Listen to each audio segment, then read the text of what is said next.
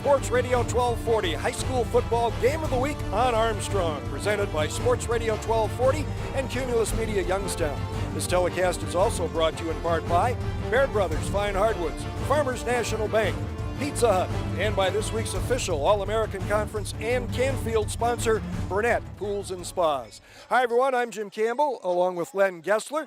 Want to welcome you to Bob Dove Field at Canfield High School, where we are going to give you the opportunity to see an All-American Conference Gold Division matchup between the going-in undefeated Canfield Cardinals and the 4-1 Boardman Spartans. We're expecting to see a good football game. You, of course, already know how it turned out probably, but Len, for folks who haven't had an opportunity to see it in person or otherwise, what should they look for from Boardman tonight? Well, I think what you can look for from the Spartans tonight is a good defense.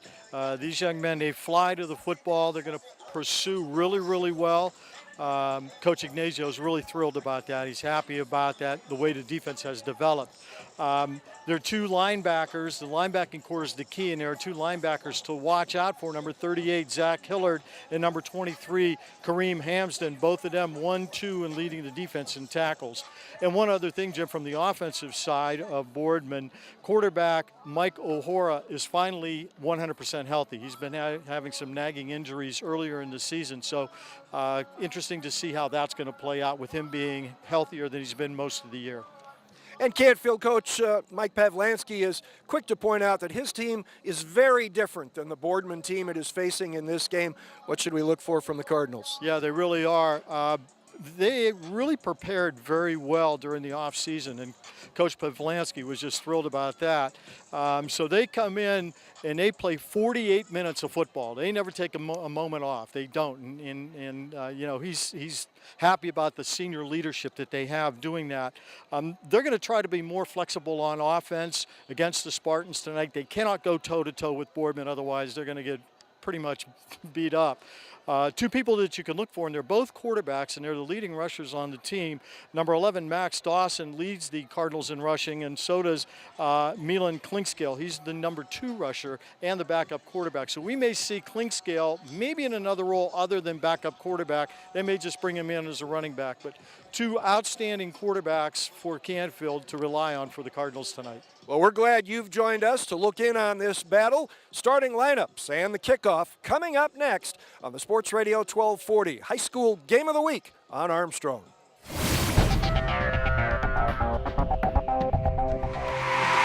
It's happening. Hundreds of backyards are being neglected, abandoned, lifeless. Even the sprinklers have lost hope. But there is help. For as little as $89 a month, Burnett Pools can save your backyard. Transform it into a vacation paradise and inspire your friends and neighbors to do the same. Don't wait. Visit Burnett Pools now. Get on their early install list and let this be the summer we save your backyard. We are just a couple of minutes away from kickoff between the Boardman Spartans and the Canfield Cardinals. The Spartans won the toss, deferred. Canfield elected to receive and will open up this way on offense. At center, number 59, 215-pound junior Gavin Terashotti. The guards, 215-pound senior Tyler Stein, he's number 50, and number 54, 284-pound senior Jared Tincher. The tackles are Richie Hofus, a 238-pound junior who wears number 57, and number 58, Evan Beistel, a 181-pound sophomore. The trigger man of the offense is quarterback Max Dawson, a 5'10 senior. He wears number 11. The fullback is Seth Hull, a 180-pound junior. Number 36 and number 13, Richie Herrera, a 161-pound senior, is the tailback. The wideouts, Cole Morrell, 5'9", 163, a senior. Matt Zaremski, their leading receiver, a 6', 180-pound senior, and Carter Myers, a 6'2", 204-pound senior, is the tight end. For Boardman on defense, the ends are Alex Huzika, he's number 4, a 195-pound junior, Tino Arcuri, a 265-pound senior, number 55. The tackles, number 44, Brandon Zagatti, a 180-pound senior, and Nikitas Misos, a 250-pound senior who wears number 54. The outside linebackers are Joe Erasi, a 170-pound senior, number 2. Number 13, Connor Miller, a 180-pound junior. The inside linebackers, number 23, Kareem Hamdan, a 190-pound senior, and Zach Hillard, number 38, a 175-pound senior. In the secondary at the corners, number 10, Tyler Peterson, a 190-pound junior, and Che Trevina, a 165-pound senior. He's number 11, and number 1, Mike Fetzko, a 160-pound senior, is the free safety. So those are your starting lineups. Boardman getting ready to kick it away, and those honors will be performed by Nate Thompson. Canfield does not respect Thompson's leg, or perhaps expecting a squib kick with 2 receivers up along the 20-yard line.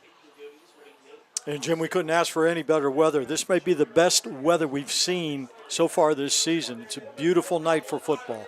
A still evening as Thompson approaches the football and hits a sidewinding line drive that will bounce out of bounds just inside the 25 and hand Canfield the football at the 35.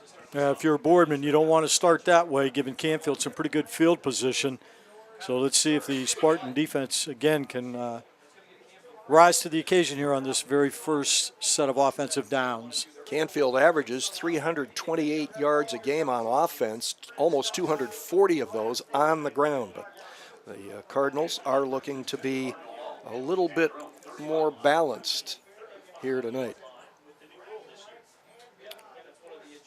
Well, they realize that the Boardman defensive line is much bigger than the Canfield offensive line. So, again, they're going to try to mix things up. They're going to try to pass it on running downs and run it on passing downs. And the other big emphasis going into this game was sharpening technique for everybody, because when you are outsized overall, not at every position, but overall, technique is absolutely essential. You can't afford to make technique errors. So Dawson, on the first snap, fakes the handoff, throws it complete to his favorite receiver, Matt Zaremski, his 22nd reception of the season. He's averaging 14 yards a catch and has 4 touchdown receptions. He gained 7 on that play. Nice job by Zaremski. He forced the cornerback to turn his shoulders and start the run downfield, and Zaremski saw him do that, and when he did, he curled it off, Jim, to the inside. A good throw right on the button by Dawson. Zaremski coming out wide right to the bottom of your screen on 2nd and 3 from the 42.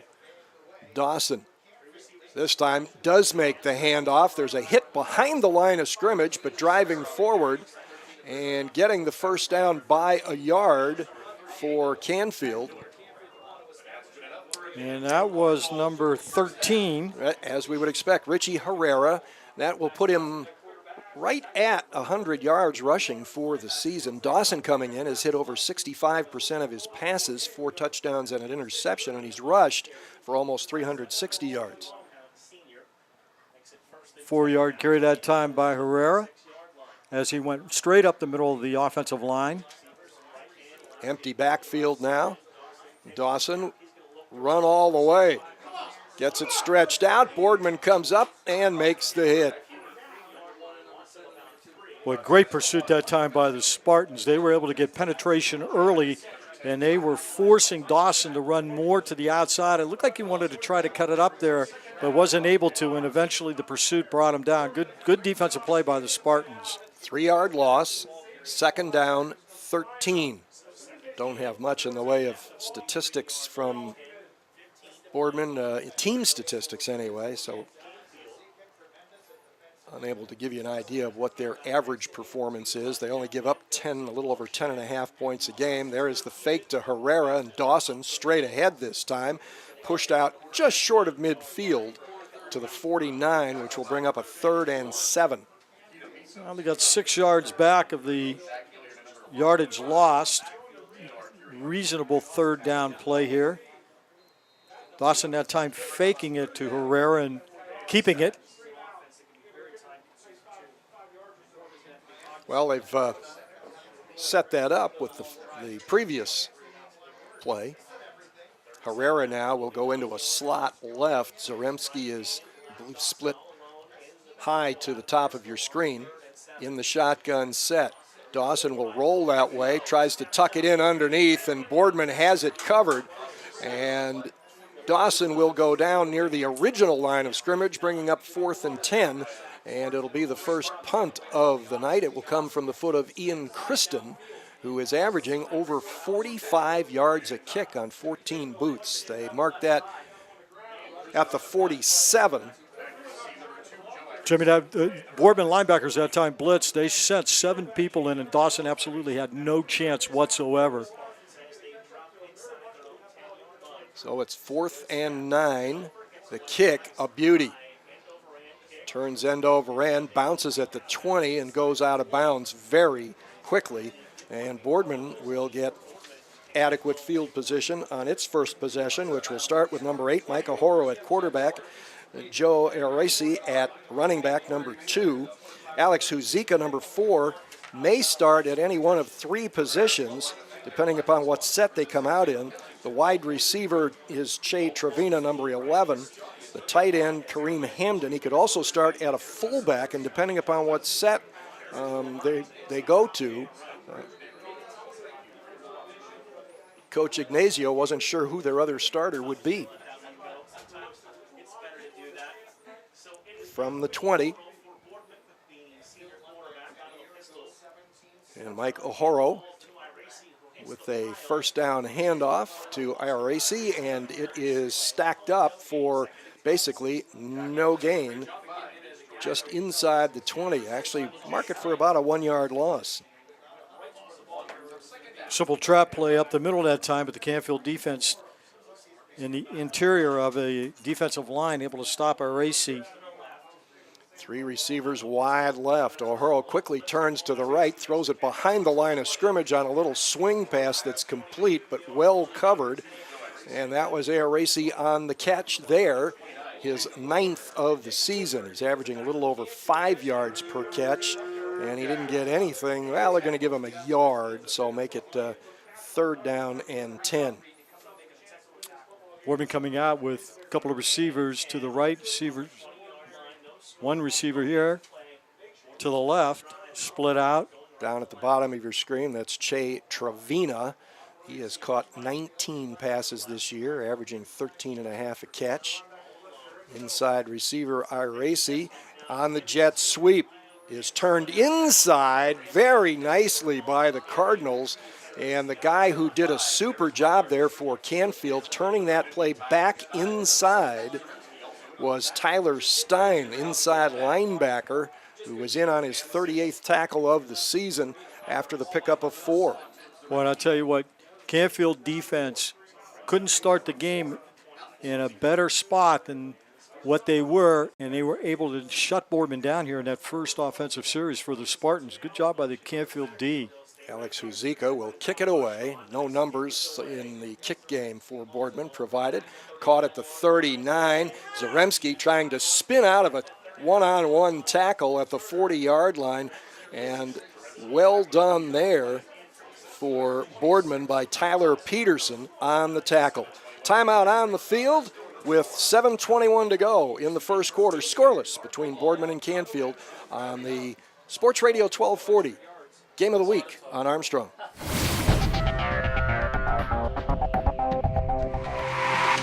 Friday is closer than you think. That's because Pizza Hut delivers the good times anytime. Whether you're craving classics like pepperoni or just looking to mix it up, it's never been easier to bring everyone to the table.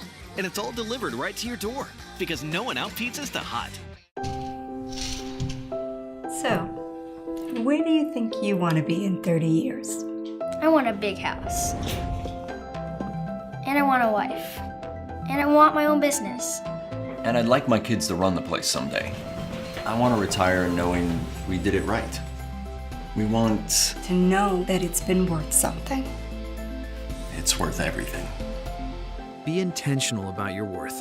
Farmers National Bank Wealth Management 360. The only thing better than pizza is free Pizza Hut pizza. And only Hut Rewards lets you earn free pizza faster than ever by giving you points on every dollar you spend online. You can earn a free pizza in as little as 1 order. Sign up today at pizzahut.com. No one out-pizzas the Hut. Canfield has the ball back in its possession. Fake to Wittenberg coming around from a wide receiver spot. Dawson winds up going up the middle. There was a little scrap there between one of the Boardman players and Canfield's center, Gavin Terashotti, wound up having his face mask grabbed, but no penalty there. 3-yard pickup.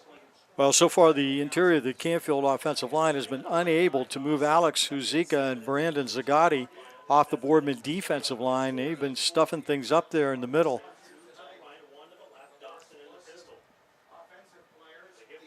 There's a quick throw, wide open in the middle, first down and more into Boardman territory for the Canfield Cardinals. On the catch, it's Carter Myers, a 204-pound senior tight end. That's his first catch of the season. Well, I tell you what, Myers just got a free release right off the line of scrimmage. And Jim, usually in high school, you don't see the high school teams utilize their tight end too much. That was a great play that time as Myers was perfectly open down the seam, and good toss that time by Dawson. About a 25-yard pickup to the Boardman 33, and a quick handoff that will get maybe 3 yards, and another tussle, and we're going to get probably a double personal foul here. Boardman's Alex Huzika, and this time for Canfield, it was, well, we don't even have that number on our roster. Yeah, number 52, that'd be Mike Mininock. He wasn't too happy about what happened.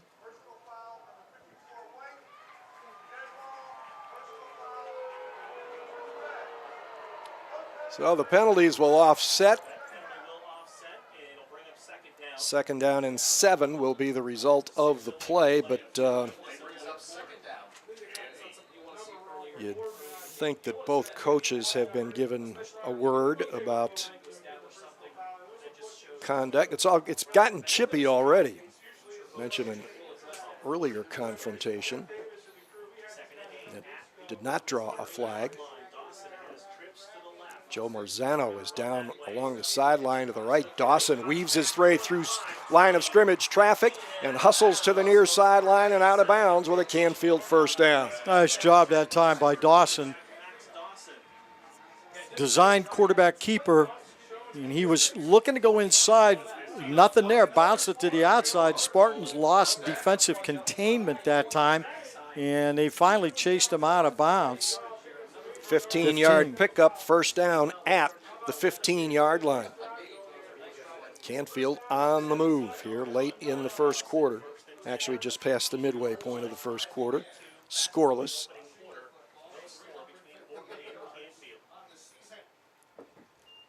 Dawson fakes and nope, goes up the middle, and the ball carrier Seth Hull in at fullback, a 180-pound junior. That's just his second carry of the year. So we have seen Canfield give looks to players who haven't touched the ball much. It'll go as a 4-yard loss, though. Jim, that was actually Dawson on the keeper. He did a heck of a fake that time, and I'm trying to get the number. It was number 23 from the Boardman Spartans who came in. Kareem Hamden from his linebacker position totally ignored the fake and dropped Dawson for a 4-yard loss on the play. Fourth tackle for loss by Hamden this season. Brings up 2nd and 14 from the 19. Wittenberger in motion. He will get the football and then lose it. And it was a dead ball. He was already on the ground. Yeah, there was no doubt that Wittenberger was down. As a matter of fact, when he hit the ground, his arm hit the ground, that's when the ball came out, and the ground cannot cause a fumble. Alertly, the Spartans picked it up, but the officials blew it dead immediately. And I don't, you're getting no argument out of Canfield coach. Mike Pavlansky. Yeah, Mike Pavlansky. There's so many Pavlanskys, I was trying to remember the first name. All right, let's see. They put the ball at the 16, so it wound up being a gain of 3 and brings up 3rd down and 11. Our first quarter, by the way, is being brought to you in part by Cumulus Media of Youngstown, including Sports Radio 1240 and a terrific lineup of other stations. Shotgun set. Dawson takes the snap, looks right. He will run to the 10, skips through a tackle, and will get to the end zone. A very nice run by Max Dawson. It is his 5th rushing touchdown of the season. It's from 16 yards out, and Canfield has the lead. Boy, I'll tell you what, Jim, 2 reasons why he scored. Number 1, that was blocked beautifully by the offensive line. And number 2, Dawson, again, saw a hole on the inside, then wharfed to the outside, toward the outside a little bit, but then cut it back in again and dragged the tackler into the end zone to score. Great play that time by Canfield. Ian Kristen, 11 of 12 on conversion attempts. Hammers this one up and through, and with 4:13 to go in the first quarter, the scoreboard has blinked for the first time as the Canfield Cardinals take a 7-0 lead on the Boardman Spartans on the Sports Radio 1240 Game of the Week on Armstrong.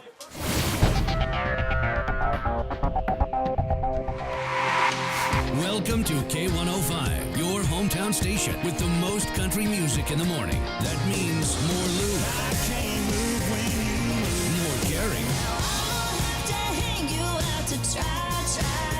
More Blake. And I'm just the guy with the girl everybody wants to know. More Kenny. Put me on the cover of the Rolling Stone, uptown, down home, American King. On a powerful, static-free signal you can hear everywhere. 105.1 FM, K105. When looking for home design inspiration, don't just be inspired, be Baird inspired. Whether new or remodeling, Baird Brothers has the latest trends like shiplap to refresh your home. Go from inspiration to installation with our wide selection of in-stock American hardwoods. From the rustic charm of antique oak to the warmth of traditional cherry, Baird Brothers has what you need to make your home inspiring. Baird Brothers, our family's heritage, your family's home.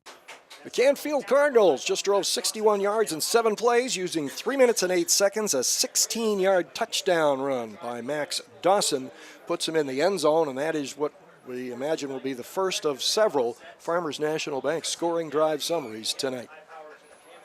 And Dawson's always a threat, Jim, when he goes back to pass. And the Boardman Spartans secondary drop back into their coverages, and that set up that beautiful draw play quarterback draw that he ran. Again, well blocked by the offensive line. Sidewinding line drive kick, and this will hop out of bounds inside the 10-yard line, and Boardman will get excellent field position.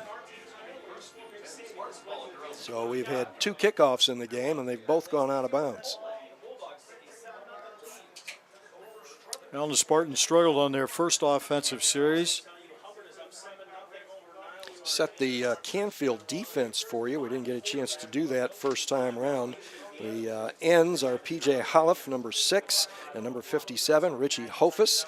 The tackles, number 32, Chris Samarone, a sophomore, and the nose man is number 55, Vince Giordano, a 220-pound senior. Inside linebackers, number 8, Colin Ritz, and number 50, Tyler Stein. The outside backer, McCoy Watkins, number 3. We'll finish that up for you in just a minute as Mike O'Horo drops with time. Now it breaks down, and down he will go inside the 30-yard line.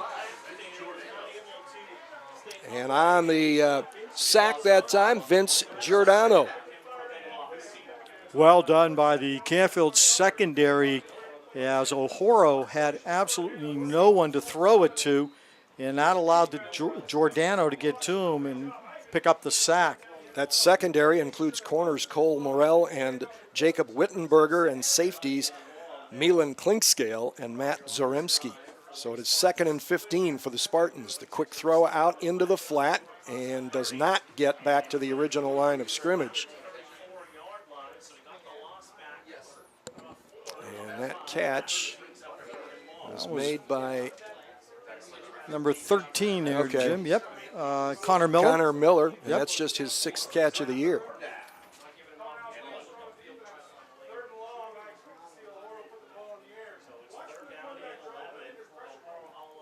O'Horo to throw. And again, he's going to be sacked. Wow, big offensive line or not, the Canfield Cardinals kept 2 sacks against it on this possession, and Boardman is 3 and out again. And that was number 55 once again, Giordano, beating his man at the line of scrimmage and not giving Michael O'Hora any opportunity to get away from him. big loss that time by the Spartans on the sack. Second punt, little bit of a high snap and a hurried kick, end over end, high bounce, taken at the 34-yard line. Matt Zaremski coming near side to the 40, has the corner turned and is tripped up as he crosses midfield, diving in to make the play, Joe Aracey. And there is a penalty flag down at midfield. Yeah, and let's see, the Spartans, Mike Fetzko, number 1, was completely flattened as he was pushed in the back as he was trying to cover that punt. And the official saw it. 2 flags coming out immediately. So instead of having the ball in Boardman territory, the Cardinals will be back at their own 45. But still, a good place to be. They started their last drive at the 39 and turned it into 7 points. Well, Zaremski still got credit for an 11-yard return on that. Len, you talked about the pride of the Boardman defense in the pregame, and it's the Canfield defense, which in these first 2 Boardman possessions has really distinguished itself.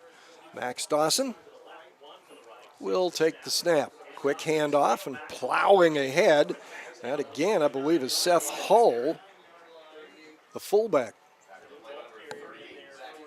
Out to the 49. Good tough run that time by Hall up the middle, and Canfield's been exploiting that middle, Jimmy. The Spartans going to have to tighten things up a little bit. It's a 4-yard pickup. Brings up 2nd down and 6. That was Joe Marzano, 165-pound senior, number 9, trotting into the huddle with the play.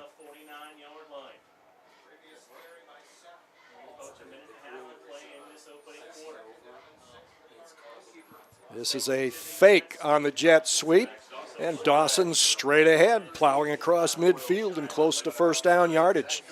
And I'll tell you what, when your big uns are pushing the defensive line off the line of scrimmage, you stay behind him, and that's what Canfield's doing right now. Dawson faking the jet sweep, keeping the ball, following his center and 2 guards, and he pushed the interior of the Spartan defensive line back, and they were able to pick up yardage just 1 yard short of the first down. I'm not sure we gave you that Canfield offensive line at the beginning. Yeah, we did. 2 receivers left. 1 split right. That guy is in motion. Milan Klinkscale. He gets the football and is chopped down on the jet sweep. And instead of 3rd and 1 being converted into a first down, the Boardman defense comes up with a big play, throws it for a 1-yard loss, and forces Canfield to punt. Yeah, and that time Boardman had 8 people on the defensive line of scrimmage within 1 yard of it and sent everybody. And a good tackle out there by the outside linebacker of the Spartans. And that would have, let's see. Second punt of the night for Canfield. Jay Trevina is back to return it. He's back around the 10-yard line. And that was Connor Miller on the tackle for Boardman there. Under 10 seconds left. Lazy snap.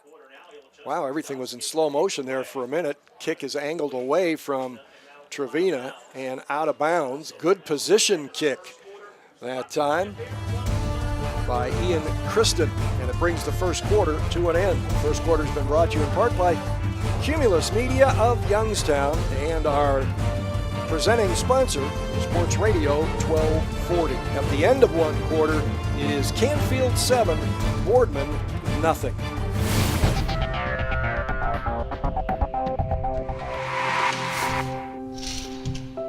So, where do you think you want to be in 30 years? I want a big house.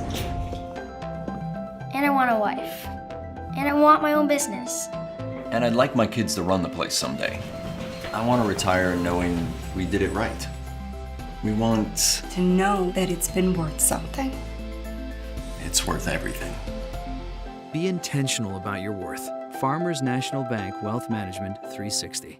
The American Institute of Healthcare Compliance is an organization that provides web-based training for healthcare executives. Armstrong provides high-speed internet, which helps all of our workstations and our staff become more efficient. We also have the unified voice system, which we heavily rely on for all of our telephone needs. They took the time to really understand who we are, the type of business that we are, and provide solutions that would meet our needs as an international company.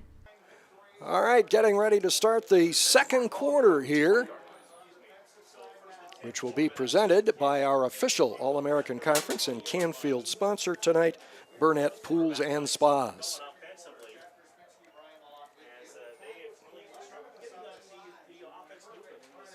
Boardman starting out from its own 20-yard line after that punt. And a throw low under good pressure coming through that time, I believe, was P.J. Halleff on the rush. Boy, and once again, the Canfield Cardinals get penetration. They've had their way with the Boardman offensive line so far through the first quarter. They've been able to penetrate in the backfield, and that has caused a lot of problems so far for Michael O'Hora, the quarterback for the Spartans. Came in with a 56% completion ledger. Has some time here, but now chooses to run it out of there, and he runs right into a couple of Canfield Cardinals after crossing the 20 out to the 23-yard line. Will bring up third and about 7. And once again, Jimmy, he went back to pass. The secondary from Canfield doing a great job. There were 2 Boardman receivers in the pattern. Both of them were covered. Michael O'Hora had no opportunity, so he tucked it and picked up what he could. A member of the Cardinals slow to get up. Looks like Paris Bumgardner, backup defensive end, a 181-pound senior.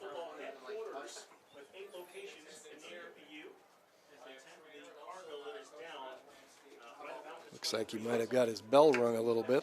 As you can see, they're bringing the medical cart out. Reminder that all of our Armstrong telecasts will be shown a minimum of 8 times. So if you're watching this for the first time on the Tuesday night after the game was played, you've got 7 more opportunities to catch anything you might miss in case you have to leave your television set, or you just want to see parts of the game over again.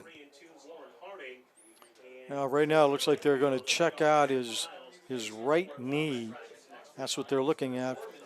Fortunately, it's not a head injury. Not that any injury is good, but you know, if you do get that head injury, you got to go through concussion protocol and may not be able to come back in the lineup. Here, it is definitely the right knee. Let's hope the young man, there he goes. He gets up on his feet. And he's going to jog off. That's a good sign. He's at least he's putting on a good face there. Yeah. You don't want to be sat down for any length of time. Paris Bumgardner, the player shaken up. Incidentally, the Cardinals are already playing without one of their key performers tonight, running back Nick Crawford, a 200-pound junior who has gained over 5 yards a carry and has been in the end zone 8 times with the football tucked under his arm. All right, 3rd and 7 for the Spartans as we resume play at their own 23. O'Hora, quick curl to the left, pressure comes through, and he's going to go down again. Another sack for the Canfield Cardinals. This is the 3rd sack of the game so far for the Canfield defense, and that's a loss of 10. Wow. All the way down to the 15, so it's actually an 8-yard loss, but Boardman is 3 and out for the 3rd time in a row. And Canfield's punt returner is set up at midfield. So it's swinging. Field position is definitely swinging in Canfield's favor here. Good snap, kick away quickly. Sidewinder going to hit short of midfield, take a big bounce, and it will continue to bounce and roll deeper into Canfield territory, all the way down to the 41-yard line.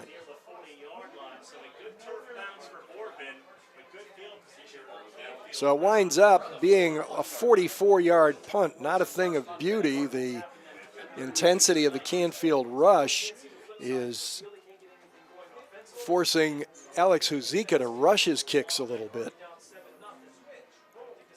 So Canfield takes over just a minute and a half into the second quarter at its own 41-yard line. Well, Hora's been sacked for 5 yards, 7 yards, and 8 yards so far.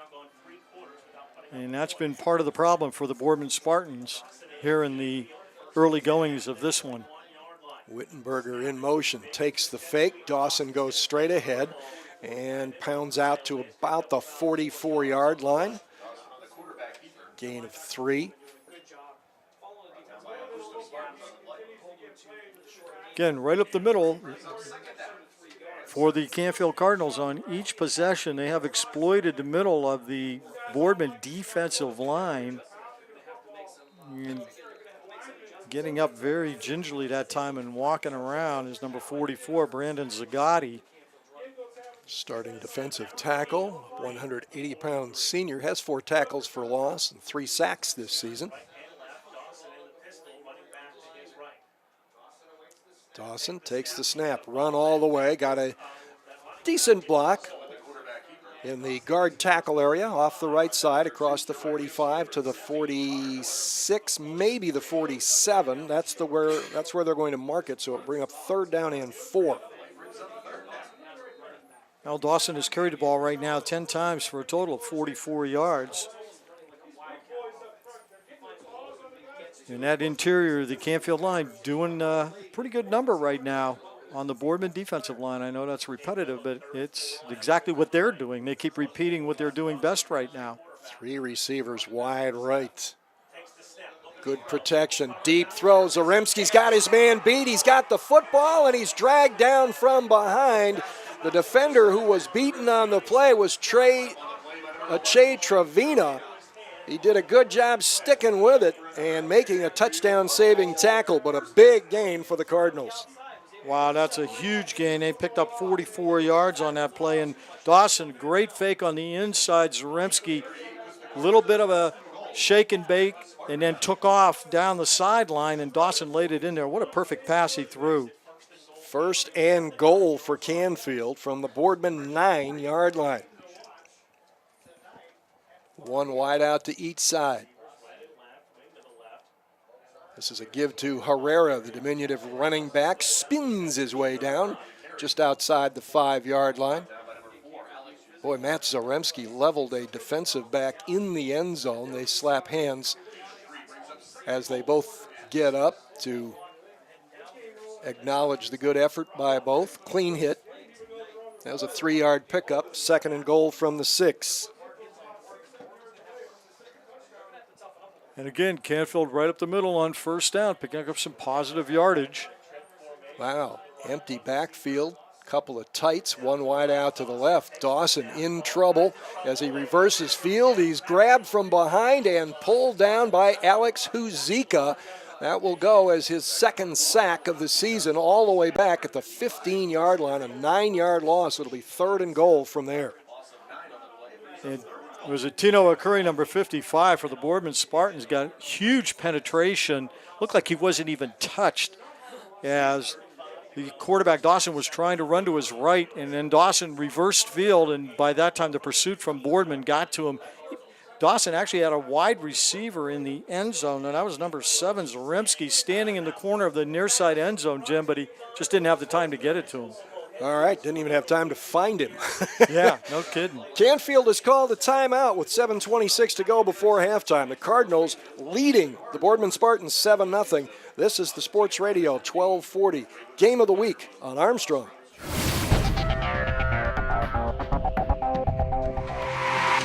It's happening. Hundreds of backyards are being neglected, abandoned, lifeless. Even the sprinklers have lost hope. But there is help. For as little as $89 a month, Burnett Pools can save your backyard. Transform it into a vacation paradise and inspire your friends and neighbors to do the same. Don't wait. Visit Burnett Pools now. Get on their early install list and let this be the summer we save your backyard. So, where do you think you want to be in 30 years? I want a big house. And I want a wife. And I want my own business. And I'd like my kids to run the place someday. I want to retire knowing we did it right. We want... To know that it's been worth something. It's worth everything. Be intentional about your worth. Farmers National Bank Wealth Management 360. As we come out of the Canfield timeout, the Cardinals go from a 2nd and goal at the 6 to a 3rd and goal at the 15 after the big sack. The Boardman Spartans returning the favor for 3 Canfield sacks in the last 2 possessions. Canfield defensive pressure on the passer, Michael Horo, has been outstanding. His favorite receiver, Zaremski, is to the near side here, Jim. Let's see if he looks for him. He's got man coverage. Drops. He will throw. It is underthrown and caught anyway. Zaremski has caught the ball, and it is a touchdown. Wow. They're still waiting to see. Now the official signaled touchdown right away. I thought initially it had been batted away, but they're going to let this thing stand, I believe. And he had there were 2 Boardman defenders that time all over Zaremski. Kareem Hamden was one of them, and Che Trivana was the other one. And they were surrounding him, but I don't know how he caught that football. It was actually a little bit of a shorter pass. It wasn't anything that was over his head. Looked like he reached in between the 2 defensive backs and caught the ball. That's his 5th touchdown reception of the season, and you can understand why he is the favorite target of Canfield quarterbacks, as the extra point is knocked through by Ian Christen, and Canfield, with another impressive offensive possession, has doubled its lead to go up on Boardman 14-0. And they're doing, Len, what Coach Pavlansky said they wanted to do. They're becoming a little bit more diversified, and I think they're doing a great job of keeping Boardman off balance with the play calling. And you know what, too, Jim? They've got a good running game going, and as always, the running game sets up the passing game. Although, again, you got to give the Spartans credit because they had 2 men all over Zaremski. It's no surprise that he was going to get the ball from Dawson, but Zaremski somehow came up with an amazing catch. He has caught 3 passes for 66 yards, and Dawson, Jim, in the first half so far is 4 for 4, including that touchdown. And that for Dawson, by the way, was touchdown toss number 5 on the season. And Canfield will kick it away. Our Farmers National Bank scoring drive summary for the Cardinals: 59 yards, 6 plays, 3 minutes 11 seconds, 15-yard touchdown connection between Max Dawson and Matt Zaremski.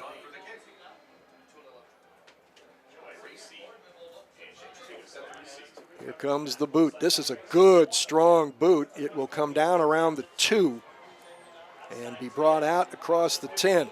Nice broken tackle. Another one stepping inside and fighting his way out across the 25-yard line for the Boardman Spartans is Che Trevina. Now Trevina giving his teammates some pretty good field position. Return that 25 yards. And it will set Boardman up at its own 27-yard line. The Spartans have mastered the art of the 3 and out here in the first half. Still looking for their first down. Yeah, Boardman has really struggled offensively. O'Hara has carried the ball 4 times for a -17. 3 of those are sacks. He's set up with a running back to his right. Hands it off. This is Aracy, and nothing doing. Canfield all over it. That's one of the things, again, that Coach Pavlansky said he is most tickled about, the way his team gets to the football and the intensity that they bring to that effort.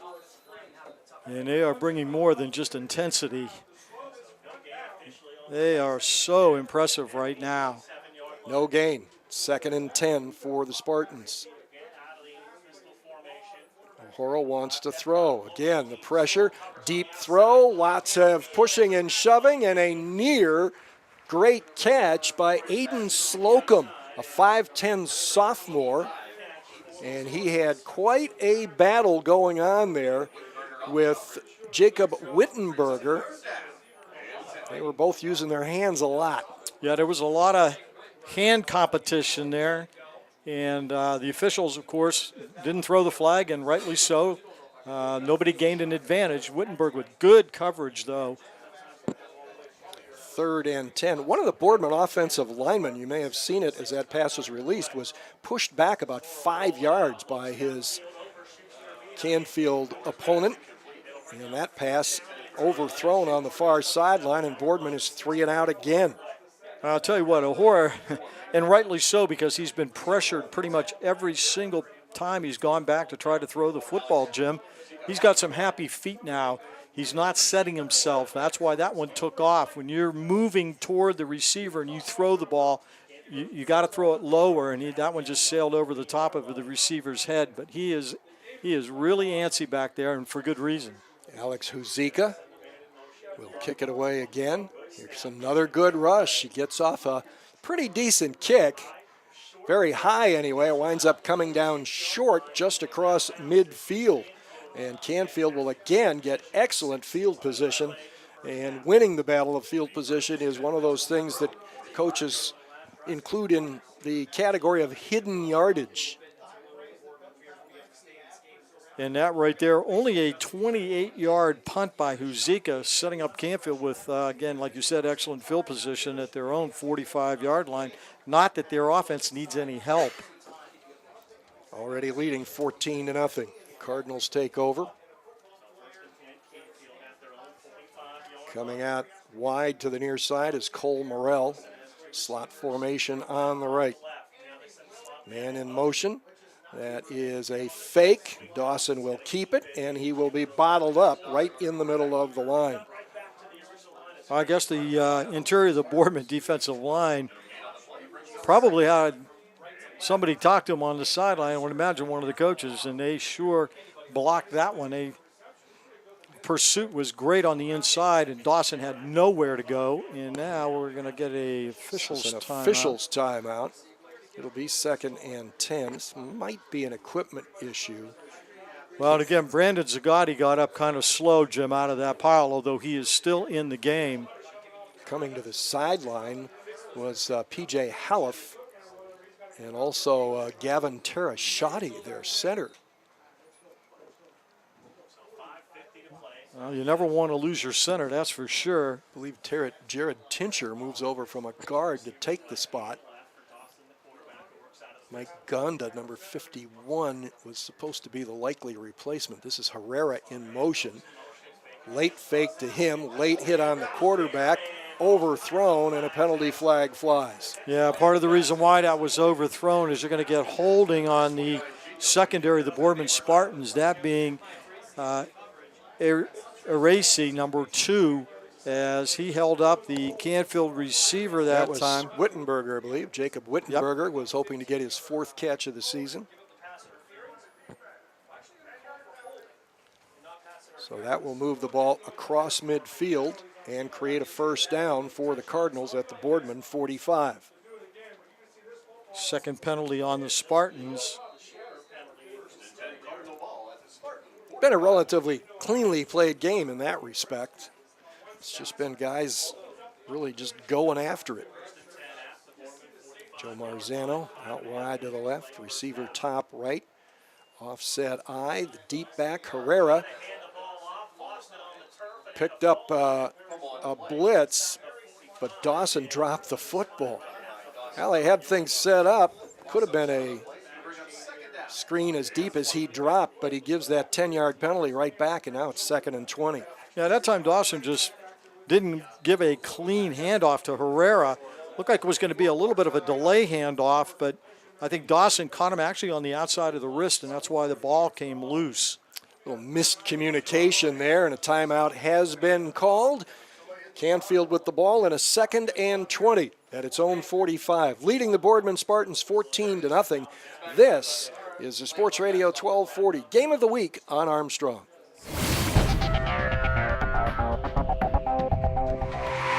The only thing better than pizza is free Pizza Hut pizza. And only Hut Rewards lets you earn free pizza faster than ever by giving you points on every dollar you spend online. You can earn a free pizza in as little as one order. Sign up today at pizzahut.com. No one out-pizzas the Hut. Welcome home to a home made homier with Baird Brothers Fine Hardwoods. Inspiration starts at bairdbrothers.com and is turned into reality when high-quality hardwoods are delivered right to your home. Baird Brothers has the latest design trends, shiplap and skinny lap interior siding, antique oak rustic flooring, and, well, you'll find them all at bairdbrothers.com. Ordered easily, delivered conveniently, enjoyed comfortably. bairdbrothers.com. Friday is closer than you think. That's because Pizza Hut delivers the good times anytime. Whether you're craving classics like pepperoni or just looking to mix it up, it's never been easier to bring everyone to the table. And it's all delivered right to your door because no one out-pizzas the Hut. All right, the reason for the stoppage was a very brief power outage on the scoreboard. So all they really had to do was kick the power back on there and reset the clock, and it is now running under the 5-minute mark here in the first half. Canfield ready to go. Boardman late getting out onto the field, and the officials call another timeout as Canfield snaps the football. We're going to get a penalty here. I think they're just going to go ahead and reset the ball, Jim, and then start the clock so both teams have a chance to get set out there.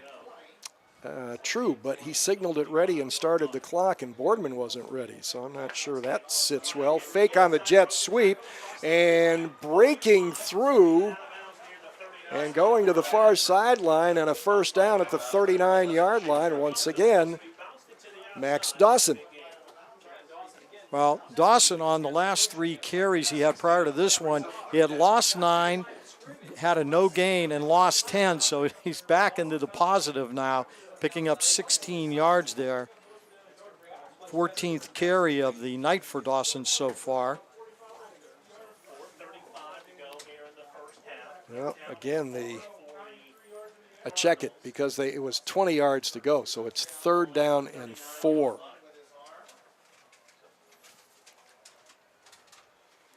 Dawson sets back up in the pistol formation. Takes the snap, fakes the handoff, airs it out over the far sideline. His receiver running under it, and the ball goes just off his fingertips. And again, that was Matt Zaremski. Well-thrown ball. Yeah, that one was just a little bit too far to the outside of Zaremski. He tried to do a one-handed catch, almost came down with it, but I think he would have been out of bounds anyway, as Dawson that time led him just a little bit too far to the outside. 4th and 4. Mass substitutions here. Looks like Canfield is going to be a penalty against Canfield. Illegal man downfield, but Boardman chooses to decline it to get the football. And this is not going to be a punt. On to attempt, apparently, a 57-yard. Oh, no, now it's going to be a punt. I thought he was going to set up for a 57-yard field goal. It looked like that initially, but the job here is just to lob it down, and he didn't get it over far enough. That is going to go into the end zone for a touchback. Kristen that time just trying to nail it into the corner and just a little bit too far inside, and didn't get the opportunity to pin Boardman way back. So Boardman still looking for its first down of the game. Will start from its own 20-yard line here. Well, Jimmy, offensively for Boardman, they're rushing right now. Their total is -14. O'Hora is 2 for 5 for 4 yards. That explains why Boardman has not picked up a first down.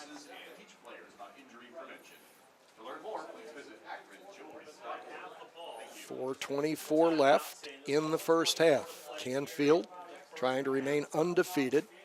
And of course, by the time you see this, the new state ratings and computer ratings will already be out. But coming in, Canfield was actually ranked #1 in the state in Division III, as well as being tops in its computer region. Fake handoff. This time O'Horo's going to run it himself and is chipped as he crosses the 25, dives across the 30, but is marked a yard short of the first down at the 29. Best play so far by the Boardman Spartan offense is Michael O'Hora went right up the middle. That was well blocked that time by the Spartan offensive line. And Boardman going to try to pick up the pace here. Racy's going to get that first down as he lunges out. Check it, that was Josh Rodriguez, a 5'8" senior running back, his 62nd rush of the year, out to the 36, a 7-yard pickup. And sometimes when you are sluggish, the best thing to do is to pick up the pace, and that's what the Spartans are trying to do, but boy, look at that. Wow, O'Hora with another fake, and Richie Hofus was right there, right into the midsection of O'Hora to knock him to the ground. Third tackle for loss this season by Hofus, a 5-yard loss. Boy, I'll tell you what, it looked like Hofus knew exactly what the play was going to be, because the minute that O'Hora stepped forward, Hofus was in between on the number 8. On the numbers, yep, or number. Quick throw to the outside. This is complete, and what a one-on-one tackle. Tremendous coverage by Jacob Wittenberger on Aiden Slocum at the 37-yard line. Now Slocum picking up 6 yards there. That's what O'Hora needs to do. He needs to get those quick passes off because he's been under duress pretty much the whole game. Marked it at the 38. By the way, the young man who caught that pass, number 85, Aiden Slocum, is the grandson of former Youngstown State basketball coach Jerry Slocum. There you go. Low snap. O'Hora picks it up before it goes through, fires over the middle, and a terrific catch for a first down at the 49-yard line made by Alex Huzika, his 5th catch of the season.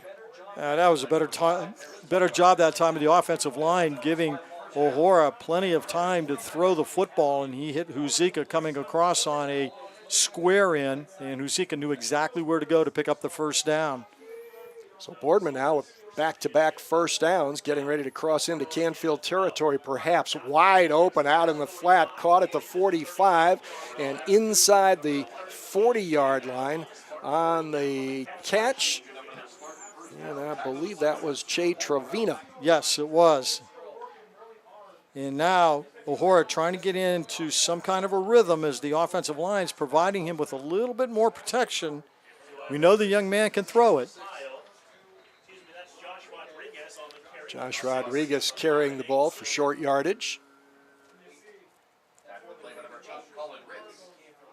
Now you got to keep Canfield honest. You got to throw a run play in there every once in a while. Gain of 2, 2nd down and 8 for the Spartans, who have finally found the key to moving the football. And it's an up-tempo attack. O'Hora hit from behind as he throws, stepping through a tackle after making the catch, and driving inside the 20 with another reception is Che Trevina. Came in with 19 catches, averaging 13.5 per in the first 5 games, down to the 18-yard line. Well, again, they're giving O'Hora plenty of time to get rid of the football, and he is taking advantage of that, although there was a Canfield defender. That was number 7, Zerminski, right around his ankles as he was throwing that football. O'Hora gives it to Rodriguez, finds a little seam behind the left side of the line, drives down close to the 15-yard line. That will be a pickup of 3 and make it 2nd and 7, and with 1:11 left on the clock, Boardman is going to burn one of its timeouts here, getting into the red zone for the first time. Well, Jim, if you noticed, when the Spartans picked up the tempo of the offense a little bit, they were been able now to move the football. The offensive line has provided a little bit more protection for O'Hora, and he's been able to pick out his receivers. We know this young man is a good quarterback. He's got great athletic ability, and he can throw the ball, but you can't do it with people hanging on you every single time. And now he has found a little bit of protection, so he's making those completions, and that's why the Spartans have been able to move the ball downfield. Well, since I was after a running play, theoretically, since you've got Canfield kind of backing up with this tempo, you'd rather not take a timeout, but after the running play, the clock would have continued unless they had had 2 plays called. You don't want to spike the ball here to stop the clock and save the timeout. So it'll be 2nd and 7 from the 15, both teams with 2 timeouts remaining. And Coach Ignazio wants to make sure that the offense is on the same page, too. They don't want to make any kind of mistake down here. You're finally got into the red zone, so you don't want a turnover here because that will kill any momentum that you have. All right, Rodriguez remains the running back. 2 receivers to the right, 1 wide left. Fake to Rodriguez. O'Horo on the keep, tripped up as he gets to the line of scrimmage and then backpedaled his way, a little bit off balance, down short of the 10-yard line. And the guy that got there first was the young man who was shaken up earlier, Paris Bumgardner. Well, that time O'Hara, with a little bit of running room, was able to get what he could. And now we got 3rd down and about 3, and all kinds of flags flying here before the play can take shape, stopping the clock. 1 tick under 45 seconds remaining, and Boardman trying to get on the board. And that's a mistake by the Spartans here. They had a motion penalty which drew Canfield off, but Spartans can ill afford to make any mistakes right now. Again, first time down here, you got to be a little bit more conscious of what's going on, and now they're going to call another timeout. Well, they went from what would have been a 3rd and 3 to a 3rd and 8 because of that penalty. Ball out at the 16-yard line. Now, if you don't get the first down here, did the Spartans try the field goal, or do they go for it on 4th down? You need to get points. You want to get some kind of points out of this drive, so it'll be interesting to see what Coach Ignazio decides to do. Tommy Frida, a junior, is their place kicker. We did not get any kicking stats from the Spartans. In fact, there were a number of stats that weren't. They've had a change this year. Their former athletic director, I guess Dave Smirkanski, used to keep the stats, and as you might guess, they were pretty complete. Right now, the staff is compiling stats off game video. That's a tough way to do it. All right. 3rd and 8. Boardman trying to cut its deficit in half if it can. O'Hara with the play action, lobs it deep on the fade, pushing, shoving, pass broken up, and no flag. And again, it's one of those things where each party was guilty, neither party gained an advantage. Ball goes incomplete, 4th and 8, Boardman. Yeah, nice coverage out there by Cole Morrell as he was all over the receiver, Che Trevina. And O'Hara threw it right into the corner, but there was no way that was going to be completed. Yeah, there wasn't a lot of room down there for error, and so the close proximity of the defender and the receiver set that up. 4th and 8 from the 16. Empty set. Here come the Cardinals. O'Hara throws under pressure. It is intercepted just inside the goal line. And not only can he catch balls on the offensive side, he can catch them on the defensive side. That was Matt Zaremski with the interception in the end zone. Boy, Michael O'Hara, huge pressure. That time Canfield sent 2 of the linebackers, Jim, so they sent 6. And O'Hara was actually turned around. I thought he was going to go down. To his credit, he didn't and got the pass off, but Zaremski right there for the interception. That is his 3rd interception of the season. And for O'Hara, we don't know how many he's thrown because that's one of the stats that wasn't made available. Dawson is just going to take a knee to bring the first half to an end. And it's been a terrific first half for the Canfield Cardinals on both sides of the football, as until that last Boardman drive, they dominated, keeping the Spartans without a first down until the Spartans picked up the pace a little bit. We'll see what that might foretell for the second half. But as we reach intermission, I want to remind you our second quarter has been brought to you in part tonight by our official All-American Conference and Canfield sponsor, Burnett Pools and Spas. And at halftime here on the Sports Radio 1240 Game of the Week on Armstrong, the score, the Canfield Cardinals 14, Boardman Spartans nothing.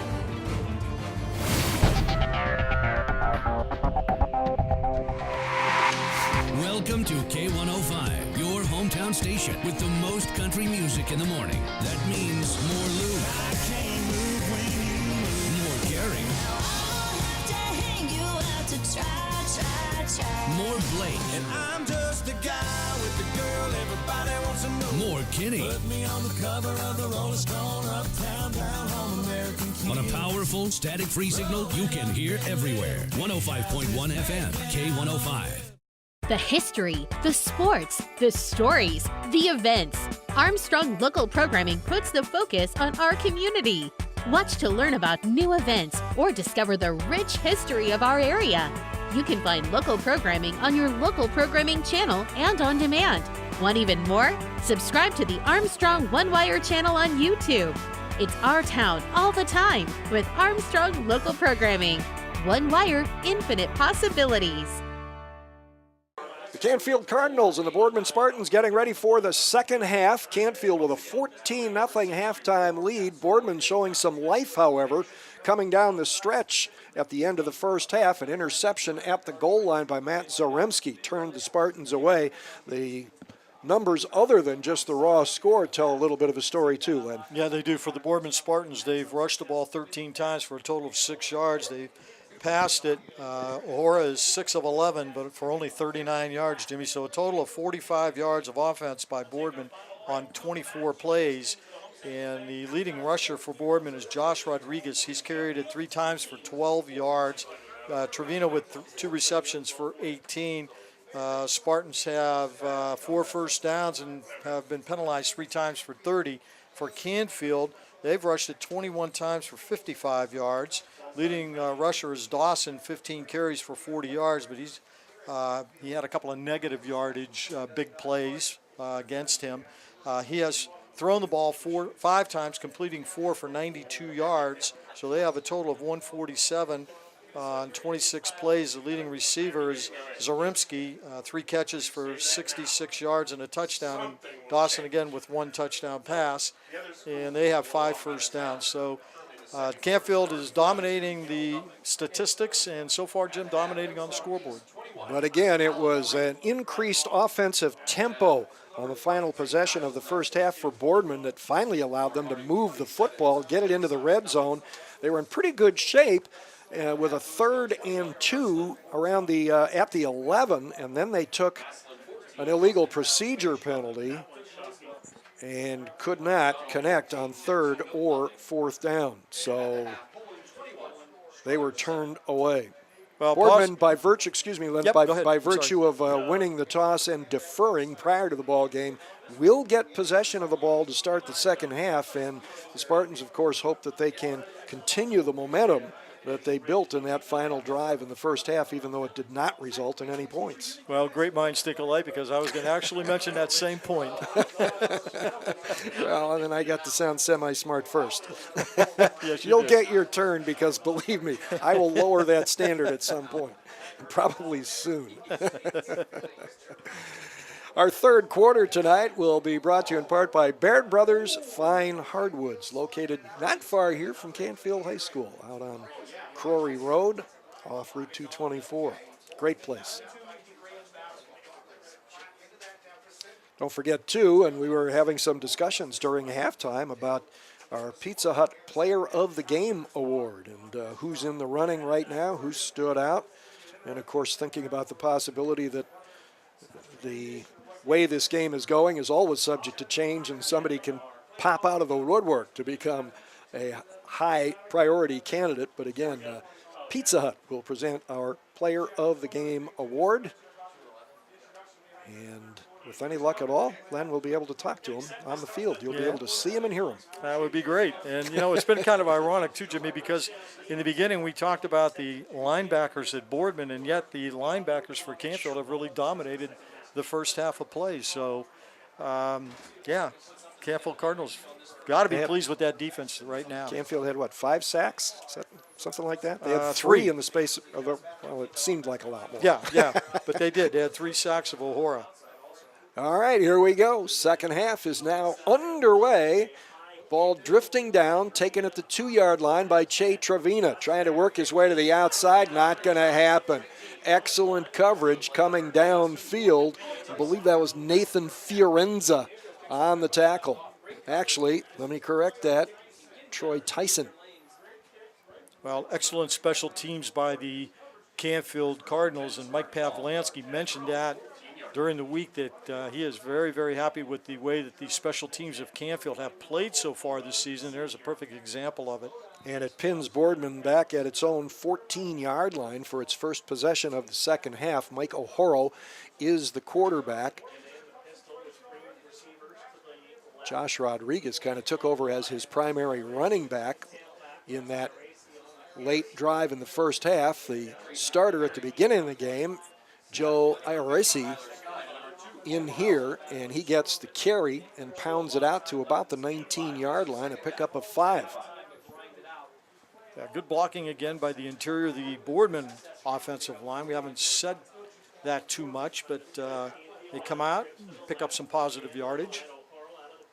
That's one of the better first down plays for Boardman. Ioresi again breaks an arm tackle in the backfield, crosses the 20, out to about the 22 or thereabouts, and will bring up a 3rd down and long 2. Now back-to-back runs by the Spartans have picked up 8, as you said. Canfield trying to get positioned properly on defense. They've got the time as Boardman checks off to the sideline.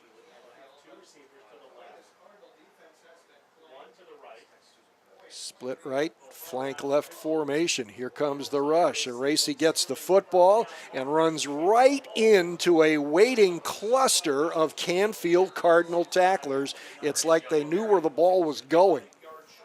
No doubt about it, and I'll tell you what, if you want to mention who was in on that play, just say all 11, because the pursuit to the football that time was amazing by Canfield. Ioresi had absolutely no place to go. He was just stuffed. And yet they have marked the ball at the 24-yard line and say it's close enough to measure for a first down. Boy, I'm surprised at that. It looked like he actually, I thought he lost a half yard. Yeah, I didn't think there was any way he was going to get 2.5 yards from the way it looked. He must have been underneath the pile. That's all I Had to can have been. Because all we could see was red and black. Wow. I think he's got it. Wow. Yep.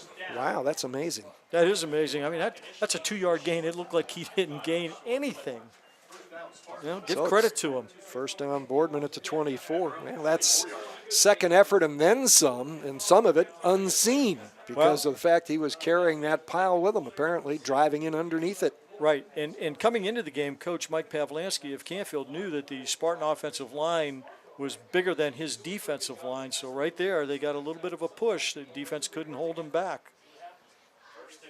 From the 24 now, Boardman trailing 14-0 early in the second half. O'Horo, quick throw to the outside. Nice move by Trevina, the Canfield Cardinals staying with it and keeping Trevina to about a 6-yard gain. Yeah, good job by Trevina. Made a catch, stayed on his feet, got as much as he possibly can, and then the pursuit brought him down. And again, Jim, if you give O'Hora time, he is an outstanding quarterback. He just hasn't had that, and that's Trevina, number 11, down on the ground. And boy, the Spartans can ill afford to lose him. Came in to the ball game with 19 catches on the season, 1 for a touchdown, and that was what, his 4th tonight? His third. Yep. And it was a 6-yard gain. The problem there is that he had been grabbed around the ankles and was trying to twist his way free, and then help came, so we don't know what kind of additional torque that put on the joint, but he is up, and he has to come off. Mild limp. He will have to leave the game for a play, but it does not look like he's got a nasty sprain or anything. He's going to stay right close on the sideline there. And he's favoring the left ankle, so we'll see if the Spartans can get him back in quickly here. Connor Miller is checked in. He's in the slot position on the right toward the bottom of your screen. as Boardman goes 2nd and 4 from the 30. Handoff, Aracy, and again, a stout front by the Canfield defense stops Aracy from gaining a whole lot of yardage. And down underneath on that, I believe, was Joe Marzano. Picked up 3 yards, so they only have a yard to go here on 3rd down. I think they're giving McCoy Watkins credit for the tackle. Again, that Canfield defense, very stingy up the middle. 3rd and 1. Now, you would think that Boardman would be able, again, to push the front line of the Cardinals off to at least pick up 1 yard. But that certainly has not been the case most of the time tonight. Well, they're going to throw. And it is a little high. Oh, man, 2 flags. I'm not, well. Yeah. Not sure. Aiden Slocum was the intended receiver, and it was Jacob Wittenberger who got there, it looked like, when the ball arrived. But 2 officials didn't agree, so this will be a 1st down for Boardman by penalty. Well, I hate to disagree with you, Jim, but I thought he came in just a little bit too early. Yeah, it was a half second. It was early, so the officials caught that, and they're going to mark off the 15-yard penalty. Defenders try to time that as best they can, and yeah, it's a tough thing to learn how to do. And if you can do it, it's fantastic. And if not, obviously you're going to get caught with a penalty. And to Slocum's credit, he darn near came up with that catch anyway. Yes. Penalty takes the ball, and they're going to respot it. It takes the ball to the Boardman 48-yard line. Another 1st down. Just over 3 minutes into the 2nd half. Boardman trying to come back from a 14-point deficit. Quick throw to the outside and shoved out of bounds around the Canfield 45-yard line is Renty Martin. He's a backup quarterback. And that, I believe, is his first reception of the year, and it's good for 7.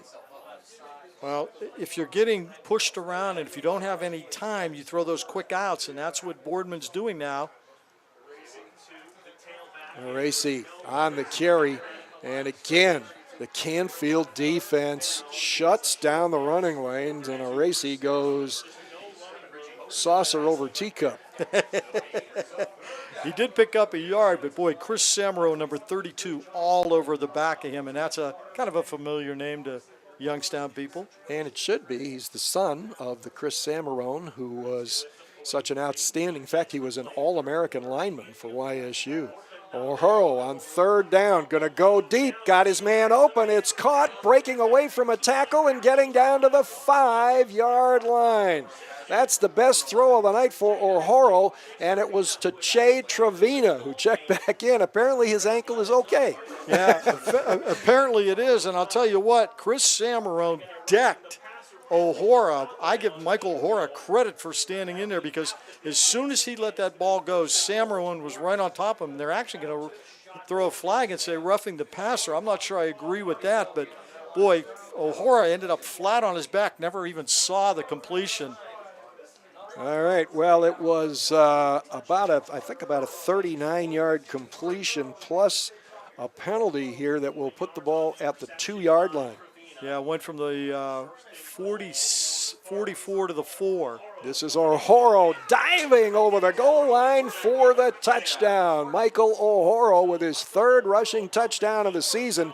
And Boardman, which found some new life but couldn't get into the end zone on its last possession of the 1st half, comes out guns blazing on the first possession of the 2nd half and gets it into the end zone this time. Yeah, let's give the Spartans a ton of credit here. They were able to take that 2nd half kickoff and push the ball down the field. They controlled the line of scrimmage that time, Jim, during that drive, and that was part of the key of their success. Conversion attempt by Tommy Freida, left-handed soccer-style kicker. Kick is up and good. So with 7:45 to go in the 3rd quarter, the Boardman Spartans have battled themselves back into the ball game. It's Canfield 14, Boardman 7. This is the Sports Radio 1240 Game of the Week on Armstrong.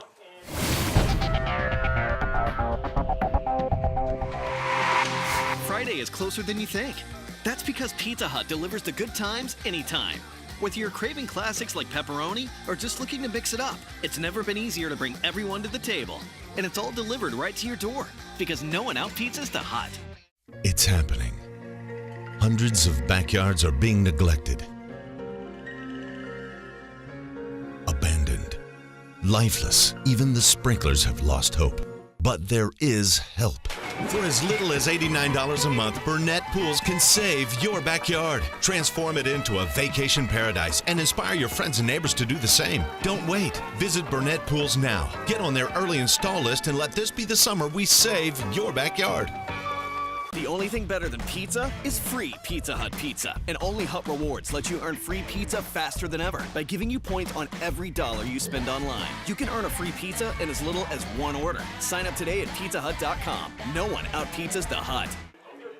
We have our first Farmers National Bank scoring drive summary applying to a Boardman scoring drive. The Spartans take the second half kickoff and drive 86 yards in 9 plays. It included a pass interference penalty. Used 4 minutes and 9 seconds to get it into the end zone on a 2-yard run by quarterback Michael O'Horo. And there was a big 39-yard pass connection between O'Horo and Che Trevina to put the ball down on the shadow of the goal line. So Boardman will kick it away. Nate Thompson will do the honors. Boy, during that drive, O'Hara was 3 for 3 passing, Jim. Had time. This is going to hit and roll into the end zone. Yeah, you give Michael O'Hara, again, any kind of time back there, and he will pick you apart. He has tremendous athletic ability and sees the field very, very well. He just was running for his life most of the time in the first half. He had no time to throw the ball, and that offensive line came out here on that drive to open up the second half and provided him with some time and protection, and you could see what O'Hara is capable of. Plus, he has some good receivers, too. Indeed. So Canfield will start from its own 20 on its first possession of the second half. We are already 4 minutes and 15 seconds into the third quarter, which is being brought to you in part by Baird Brothers Fine Hardwoods. Max Dawson is the starting quarterback. He has 3 receivers to the bottom of your screen. Play action fake, throw to the near side.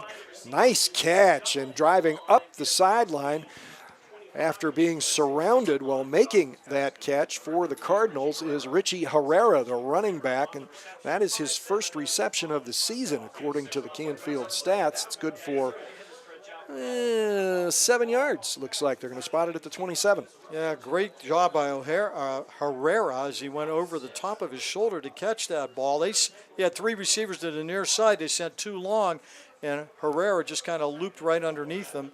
Dawson was able to hit him on the play. Good first down play for Canfield.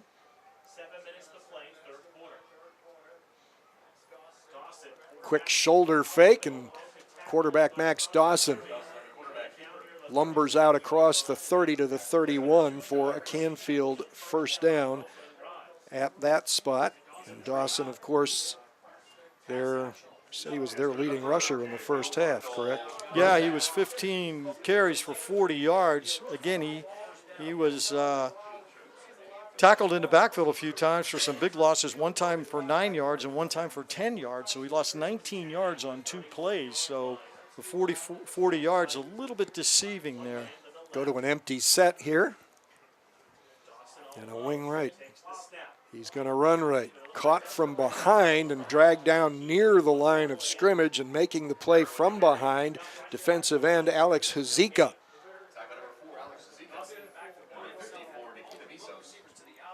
And that looks like that time Dawson got nothing on the play. I would have loved to have been in the Boardman locker room listening to Coach Ignazio. I'm sure obviously wasn't very happy with what took place in the first half, and he's got his Boardman Spartans playing really well so far here with a little bit less than half to go, or a little bit more than half to go. No, a little less than half to go here in the third quarter. I'll get it right eventually, Jim. Second down 10 from the 31 of the Cardinals for the Cardinals, leading now 14-7. Herrera in motion to the right. Dawson, quarterback draw, patiently waits for a little block to develop and fights his way out across the 35-yard line. It'll bring up 3rd and 5. Now that time it was a quarterback draw all the way. Dawson went back 4 steps and then took off, but well done by the Boardman Spartans. The pursuit that time and the containment was excellent, as those linebackers did not allow Dawson to get into the secondary, as Kareem Hamden was right there to bring him down. We credited him with 4 yards to the 35, so it'll bring up 3rd down and 6 for the Cardinals. Dawson steps up, has the football stripped, and goes back and falls on it at the 30-yard line. Boardman still believes that it has the football. That was the signal anyway from Kareem Hamden, but it's just going to be a loss as Dawson falls on the football back at the 30. Boy, loss of 5. And Hamden, he was being blocked, and he stuck his hand out and actually hit the football out of the hands of Dawson. And then Dawson was able to recover it, heads up by him. But I think Hamden was just excited that he made a good play. And why not? It forces a punt. That's a good thing for the Boardman Spartans. Just kind of the opposite of what occurred in the first half. Wow, low snap and a good rush, nearly blocked, and the kick will sail out of bounds. And Canfield will, or Boardman rather, will start its next possession near midfield. 4:05 to go, 3rd quarter. Boardman getting the football, trailing 14-7 on the Sports Radio 1240. Game of the week on Armstrong.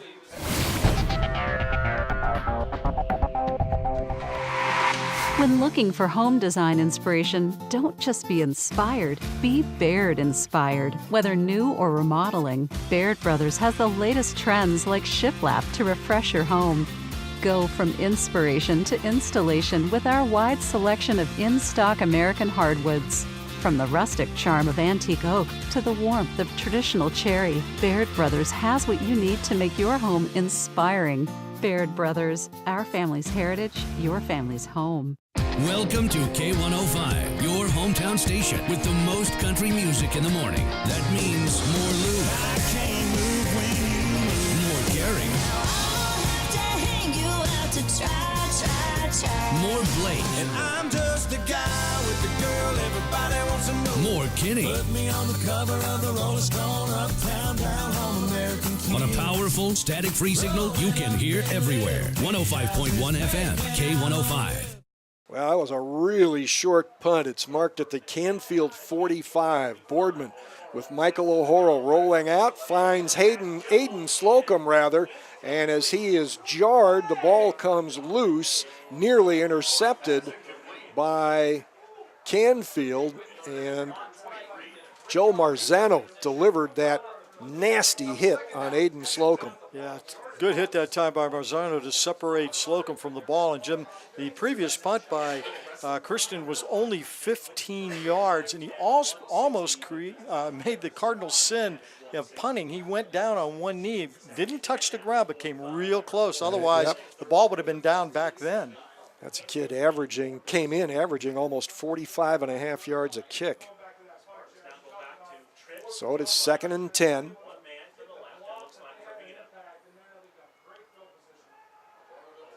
Quick throw to the outside, caught, spinning at the 40 and fighting down close to the 1st down marker for the Spartans is Kareem Hamden.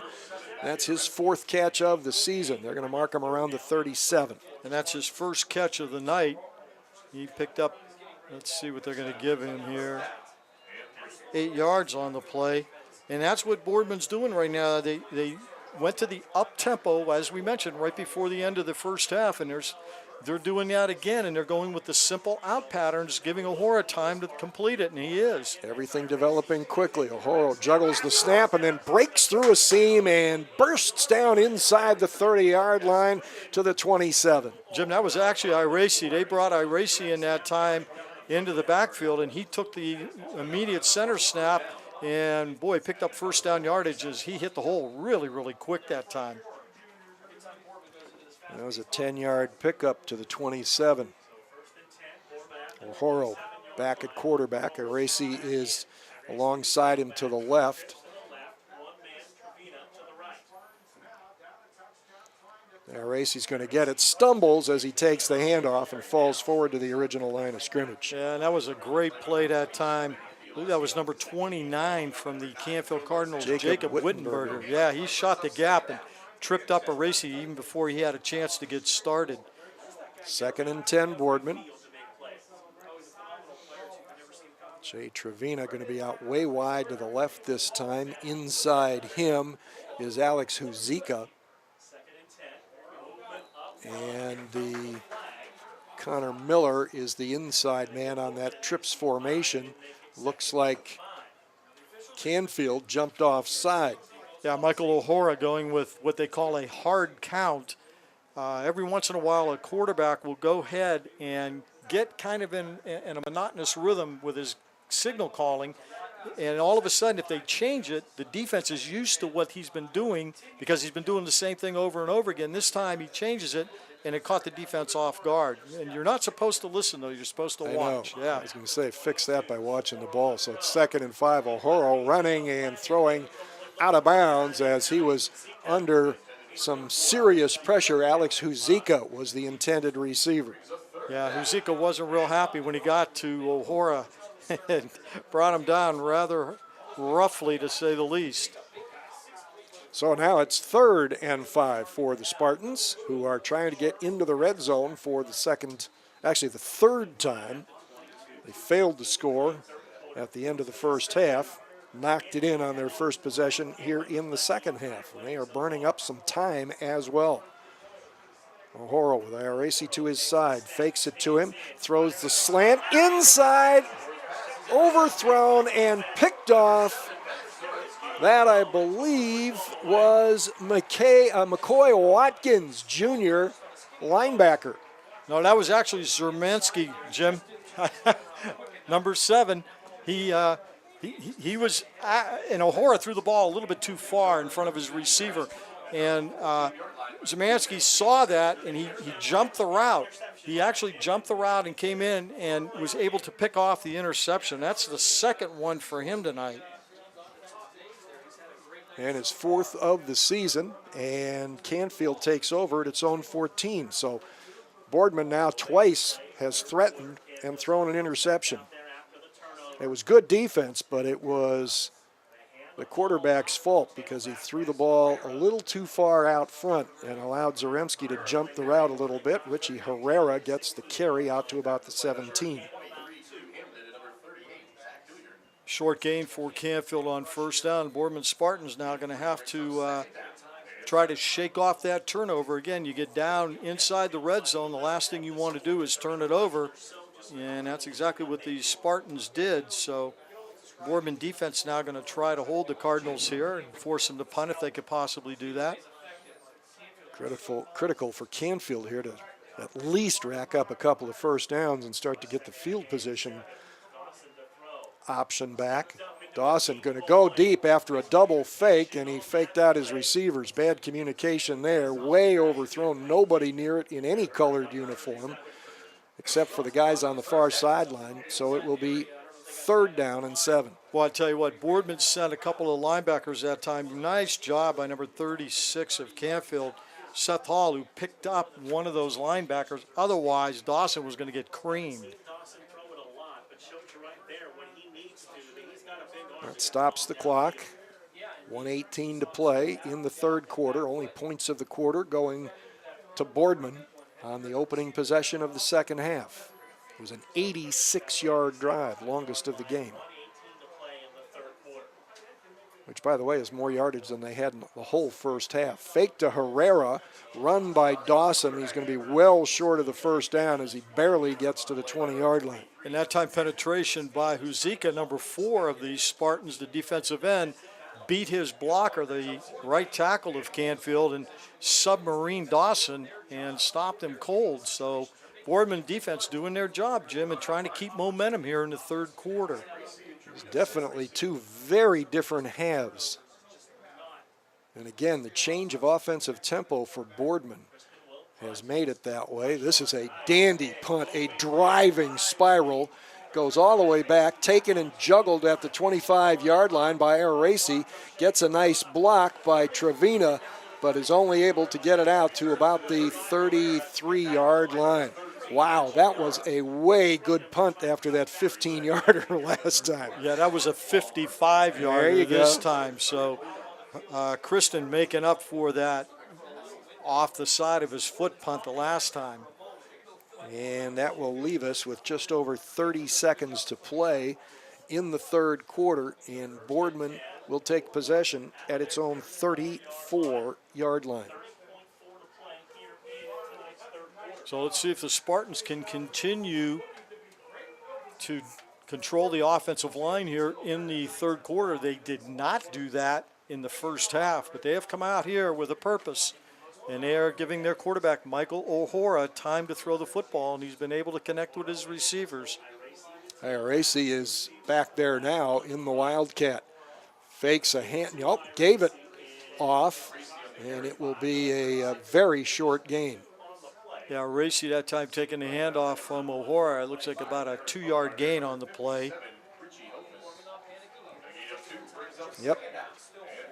And I think that might be, we'll see. If the Spartans want to. They've been going fast, but they're going to have to go really fast to get this thing snapped as the clock runs down, and that will bring the third quarter to an end. It's been presented in part by Baird Brothers Fine Hardwoods. 12 minutes of football left at Canfield, and it's everything we might have expected it could be as the Cardinals lead the Spartans of Boardman 14-7 going to the fourth quarter on the Sports Radio 1240 Game of the Week on Armstrong.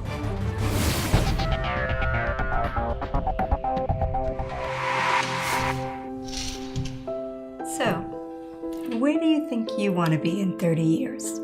I want a big house. And I want a wife. And I want my own business. And I'd like my kids to run the place someday. I want to retire knowing we did it right. We want to know that it's been worth something. It's worth everything. Be intentional about your worth. Farmers National Bank Wealth Management 360. Breaking Bread is Armstrong's ongoing initiative to help feed the hungry in our community. To date, food and funds have been distributed to over 20 food banks. These organizations need our support throughout the year. Donations can be made at your local Armstrong office. Also, look for special Breaking Bread events in your area. All efforts benefit area food banks and soup kitchens. For more information, like us on Facebook at facebook.com/ArmstrongOneWire. Fourth quarter getting ready to start. Boardman 2nd and 8 from its own 36, trailing 14-7, but really dominating the third quarter, much like Canfield dominated the first quarter and 3 quarters of the second quarter, if you will. And to prove your point, Jim, Canfield did not have a first down in the third quarter. Turnabout. O'Hora got the throw, caught by Trevina, but right there to make the defensive play is Jacob Wittenberger. He's having quite a night. Yeah, he is, and he's hanging on for dear life, too, as Trevina was trying to shake him, and if Trevina did, he would have had some running room, but to Wittenberger's credit, he brought Trevina down after a short gain. Only a 2-yard pickup, so it brings up 3rd down and 6 now for the Spartans.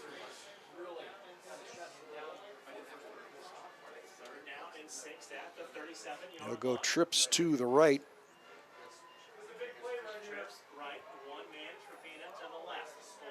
O'Hora going to look to that side, going to throw, and it is incomplete. As he went for the deep guy in the triple formation, but couldn't get it there with enough accuracy. Aiden Slocum was the intended receiver, and Boardman will have to punt. And there were actually 2 receivers in that area. There was Slocum, who was a little bit deeper, but then there was another receiver just underneath him. So O'Hora actually threw that ball toward the out-of-bounds line, out of bounds. So if Slocum was going to catch it, Canfield wasn't going to intercept it. So Canfield now will get the ball for the first time in the fourth quarter. And this time an off-the-ankle end-over-end going to come near side and zip out of bounds. That's going to be a pretty short kick. And Canfield will start, considering what it could have been, with a very respectable field position. Yeah, they're actually going to, let's see where they're going to mark this thing.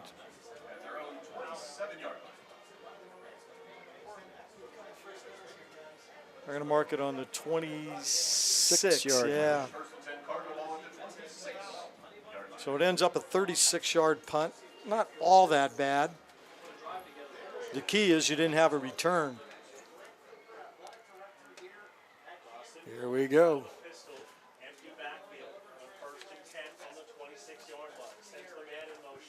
Fake the jet sweep, and Dawson, the Boardman defense, is not going to let that happen. Leading the assault, Kareem Hamden, the inside linebacker, and Tino Arcuri at his defensive end spot.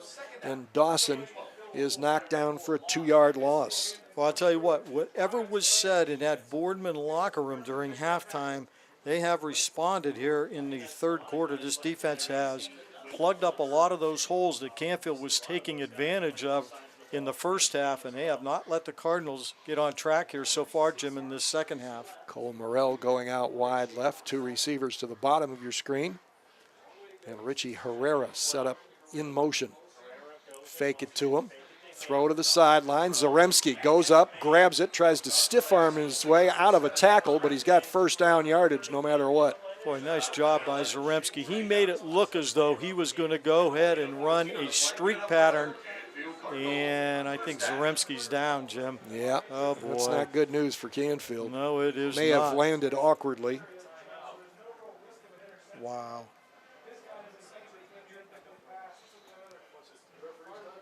Boy, and he's been an impact player on defense as well. 2 interceptions and some other key plays. They marked the ball at the 39, so it was a 15-yard pickup.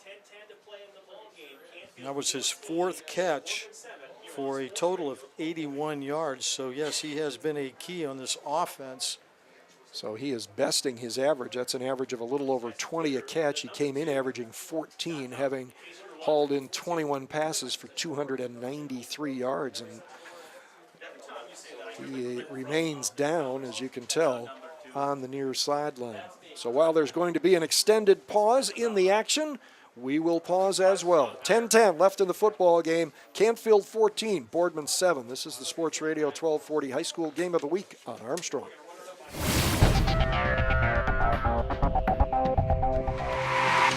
Welcome to K105, your hometown station with the most country music in the morning. That means more Lou,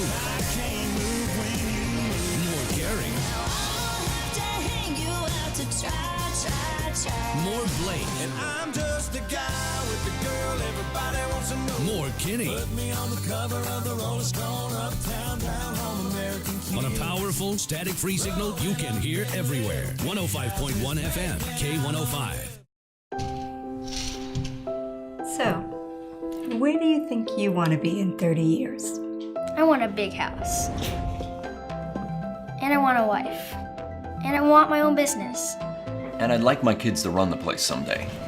I want to retire knowing we did it right. We want... to know that it's been worth something. It's worth everything. Be intentional about your worth. Farmers National Bank Wealth Management 360. Well, the Canfield bench players have been cleared away from Matt Zaremski, who remains in a sitting position on the sideline. He is out of the area, that the white area, which is supposed to be unpopulated, and right now the bad news is that they're bringing a cart over to him, and he's going to have to leave the playing field area, whether they just move him back to the bench or they attend to him on the cart.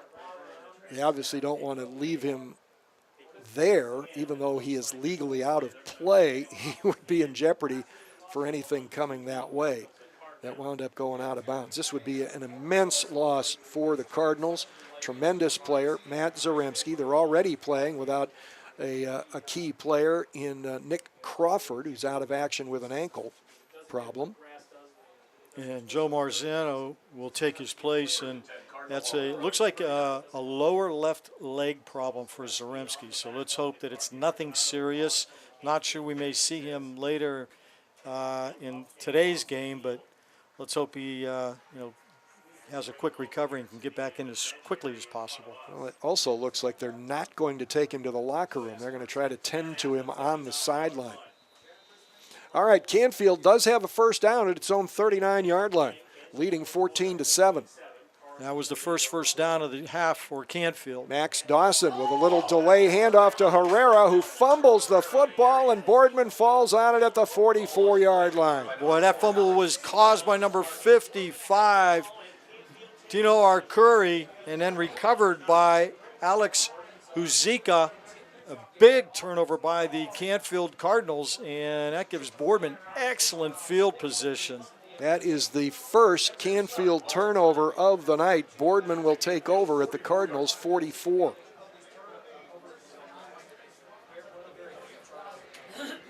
So if you're the Spartans now, you want to turn these into points. This is a huge turnover.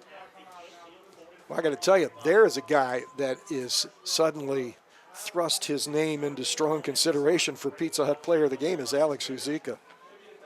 He's having a whale of a ball game on both sides of the ball. Yes, he is.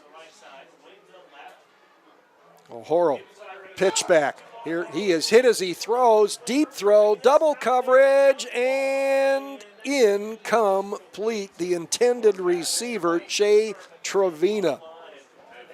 Wow. Trevina, I thought he actually had the ball there for a little bit, but good coverage, double coverage that time by the Canfield Cardinals. Richie Herrera down there along with, and I will get that number in a second. That was number 29. That would be Wittenberger again. Yep. Jacob Wittenberger. So between the two of them, they were able to knock the ball away. Fake swing pass, throw it underneath. It'll be complete, but not enough for the first down. Aiden Slocum on the reception. Boy, great job by O'Hora that time. He wanted to hit his receiver that was going out on a little flat run to the far sideline. He was covered by the Cardinals, and he came back that time, and that was caught by who, Jimmy? That was Aiden Slocum. And that's his second reception of the night. And good job that time by recognition by O'Hora as he picked out his secondary receiver and picked up good yardage. Canfield Boardman rather, in a 3rd and 3 at the Canfield 37 after that short completion. Have to check here too who has replaced Zaremski in the secondary. He remains in the cart on the sideline between the bench and the track. And he has drawn a cluster of personnel. Yeah, no kidding. Because they need him back in this ball game if, obviously, it's possible to get him in there without risking any further injury. And I'm sure Matt wants to get back in there in a big way, too, help his teammates. He does not appear to be in a great deal of discomfort. Here we go. 3rd and 3. This is Iracy out of the Wildcat inside the 35, and we'll have the first down. You know what, the Wildcat has been somewhat successful for Boardman here. It's a 4-yard pickup to the 33. So Boardman on the move again, just has had trouble cashing in. Couple of interceptions, big rush, O'Horo throws, diving catch attempt, unsuccessful. The intended receiver was Alex Huzika. Boy, a lot of pressure again that time by the Canfield Cardinals as they had 3 guys chasing O'Hora. I know we've mentioned Giordano's name. He was one of them along with Anthony Delicio and number 9, Joe Marzano. So the 3 of them putting tremendous pressure on O'Hora, and that caused that pass to be incomplete. Delicio, despite being listed as a backup, has 5 tackles for loss this season. 2nd and 10 now for the Spartans. Clock stopped on the incompleted pass. Still over 9 minutes to play in a 1-touchdown game. O'Horo pump fakes, has some running room. Can he get to the stick? It looks like as he puts his head down and dives, he will be well short of the first down as he had given some ground in that pass drop. That'll bring up 3rd down. McCoy Watkins, number 3, the outside linebacker, taking on Hora one-on-one and brought him down. And a lot of times you'll see quarterbacks run out of bounds, but not a Hora. Wound up gaining 9, so it's 3rd and 1. Iarace is his running back, and now Boardman's going to spend a timeout. And I think we will do the same with 8:34 left in the ball game, and Canfield clinging to a 14-7 lead on the Boardman Spartans on the Sports Radio 1240.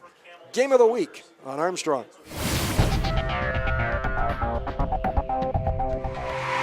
Welcome home to a home made homier with Baird Brothers Fine Hardwoods.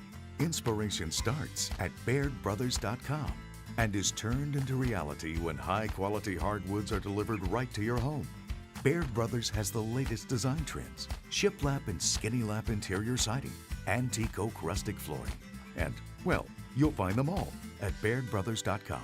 Ordered easily, delivered conveniently, enjoyed comfortably. BairdBrothers.com.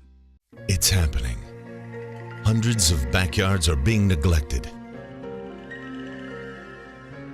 abandoned, lifeless. Even the sprinklers have lost hope.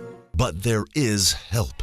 For as little as $89 a month, Burnett Pools can save your backyard. Transform it into a vacation paradise and inspire your friends and neighbors to do the same. Don't wait. Visit Burnett Pools now. Get on their early install list and let this be the summer we save your backyard.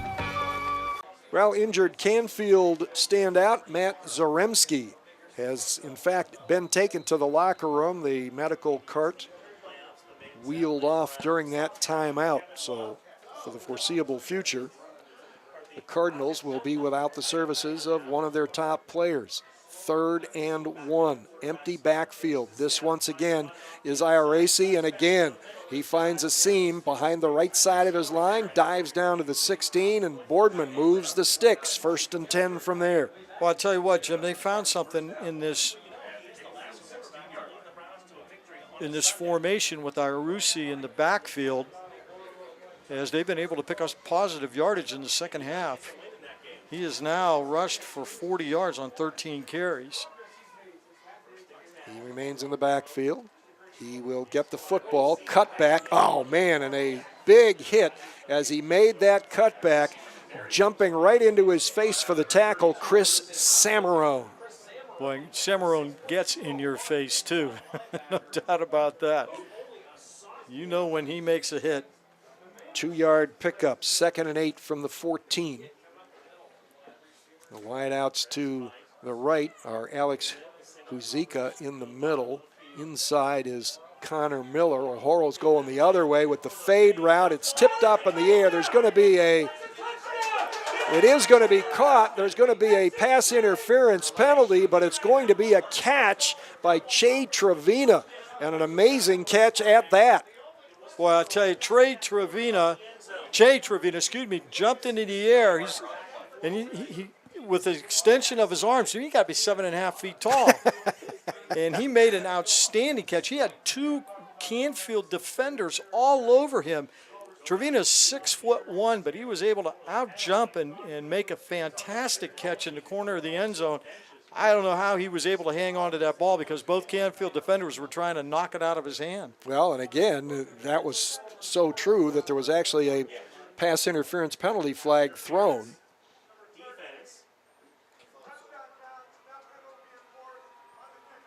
And you may have heard that they will enforce the penalty on the kickoff, which doubtless means we'll see a touchback.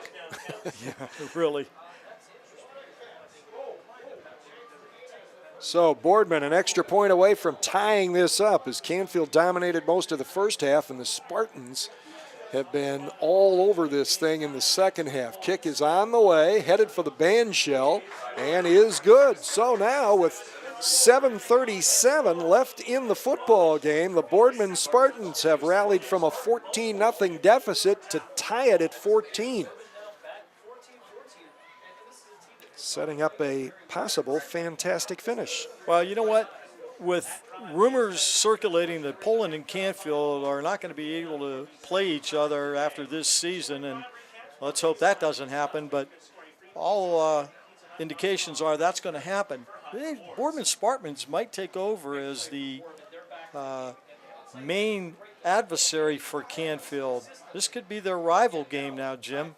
That could still be the Battle of Route 224. Absolutely.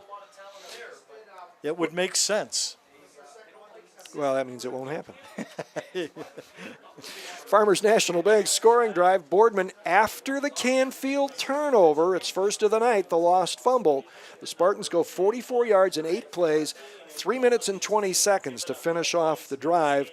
The fantastic catch by Che Trevina on a 14-yard toss from Michael O'Horo for the score. All right, now what do you do? Because you got the kickoff from your opponent's 45. Do you try to pooch one down there and you know, get your special teams down there, pin Canfield maybe inside their 15-yard line, or do you kick it out of the end zone? Let's see what the Spartans decide to do here. Or maybe you do the equivalent of an onside thing. That would be interesting. That would catch some teams off, you know. Well, Canfield has a guy. This is pretty much the normal Canfield return unit, I think. They've only got 5 guys on that front. Let's see what Thompson does. He's going to lift it in the air, and this will go to the end zone for a touchback. No returning from back there. So Canfield will start from its own 20, 7:37 remaining, and the Cardinals have to find a way to regain the offensive efficiency they had through most of the first half. And once again, the completion to Zaremski where he got hurt a little ways back, that is the only first down that Canfield has been able to get here in the second half. A turnaround, as you said, from the first half when Boardman had that issue. And on the very next play, after the delay, because of the injury, Canfield coughed up the football on a fumble.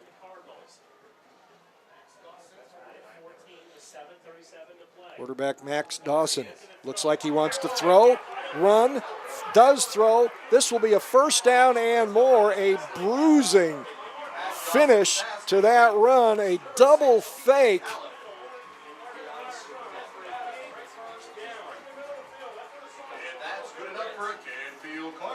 And I believe it was Joe Marzano all the way down to the 30-yard line. 6 instead of 8. P.J. Halleff, just his second catch of the season. Boy, and I'll tell you again, Jim, we talk about the tight ends and how a lot of high schools do not utilize their tight ends. Well, that was just a tight end release right down the seam, and Halleff was wide open. Dawson hit him right in stride.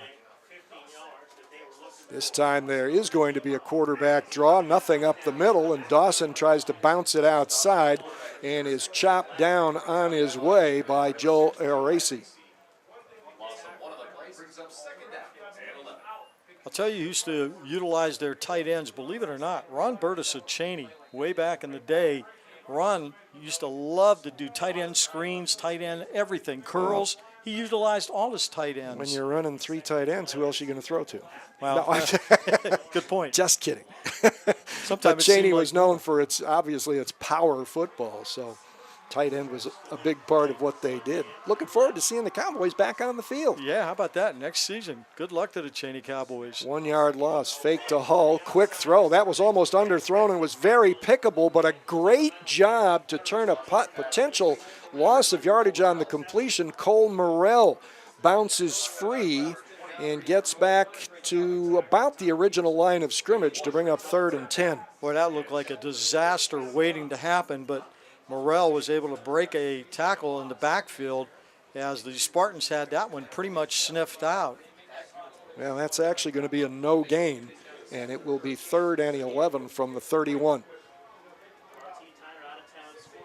Joe Marzano, who was at the receiving end of that 50-yard pass, catch, and run that created this field position, is out wide to the left. Dawson takes the snap, retreats, blitz coming, middle screen, caught by the fullback and drilled for a 2-yard loss. That was Seth Hull on the catch, but Boardman had that one sniffed out. Lots of folks around the football, and a Spartan slow to get up. And that was Brendan Zagatti, who I believe was at the point of attack on that hit. So it's a 2-yard loss on the completed screen pass. Yeah, that time Hull had some blockers in front of him, and then all of a sudden the pursuit of Boardman sniffed that one out. They did not allow Canfield to have a chance to even get that thing off. And now, what do we got here? Well, Canfield had too many men on the field. And there's a nifty little chip shot. Hits at the 10, rolls, and Canfield can't save it. It was a really well-done kick. The problem for the Cardinals was that it kicked to the left when it hit the turf instead of going straight out of bounds, and they couldn't catch up to it. So Boardman will get the ball back at its own 20. About 5:29 to go on the clock. And the Spartans right now, Jim, with all the momentum here in this one, is it's been a tale of two halves. Canfield dominating in half number one, and the Spartans so far doing the same here in the second half. Well, I said before we signed off in the third quarter, 12 minutes of football left, but there may be more. Yeah, very well could be. Very well could be. O'Hara right now, 13 of 24. He has two interceptions, but also has thrown a touchdown pass. And run for the other. So, yes, Michael O'Hara now getting some time. And a whistle. Back judge threw the flag, so that's going to be a delay of game. Well, that's hard to believe. Well, that clock doesn't start. And, of course, there is no play clock here. Some places that high school games are played do have the play clock, but Canfield isn't one of those, and so you've kind of got a rhythm. You can look at the back judge and see when his hand goes up that you got 5 seconds left, but no, you almost have to put that kind of a penalty on the coaching staff, not getting the players out in time.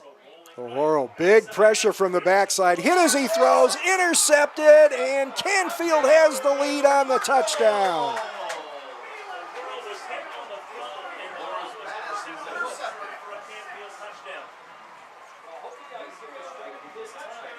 Well, I tell you what, number 9, Joe Marzano, came flying in, and he nailed the quarterback, Michael O'Hara. O'Hara's back was to him, Jim, and that ball just fluttered out there, was picked off by Clinkscale, and he took off down the far sideline and ran it in for a touchdown. That is the third Canfield interception, and this pick 6 gives the lead back. So the offense, which has struggled, gets picked up by the defense. The extra point attempt is perfect. And with 5:18 left, Canfield is back in front, 21-18. Both teams converting turnovers into scores. Canfield doing it on the same play on which the turnover occurred. Wow, again, tremendous pressure on O'Hara. Michael had no idea it was coming from his backside, and that ball just fluttered right into the waiting arms of Clinkscale. All he had to do was run it into the end zone, and that's exactly what he did. Boy, there was not even anyone there to yell, "Look out." No, there wasn't. He was all by himself. You're right. And Marzano was unblocked coming in from the backside. Boy, and I'll tell you what, and he knew it too. Marzano knew he had a direct line. He could see O'Hara in his sights, and it was like, there's nobody in front of me, and I'm going to get this one, and he sure did. He was running full tilt. There was nothing to slow him up. So you don't get a Farmers National Bank scoring drive summary there, except to give Milan Clinkscale credit for his first interception of the season, which turns out to be a pick 6. So the defense gets into the scoring column for the Cardinals tonight, who now lead 21-14. Plenty of time left for Boardman as this kick curls to the far side, taken at the 22, return just across the 30 to the 31 or so. That was Mike Fetzko on the return.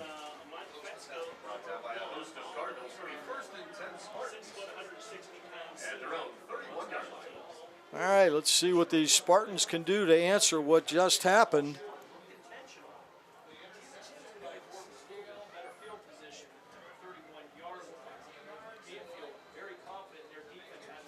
All right, Boardman will start from its own 31-yard line after the 9-yard return. Quarterback.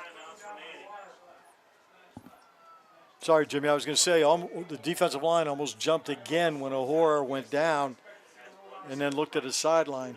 He will roll left. Cox once throws and overthrows Che Trevina, who's become his favorite target tonight.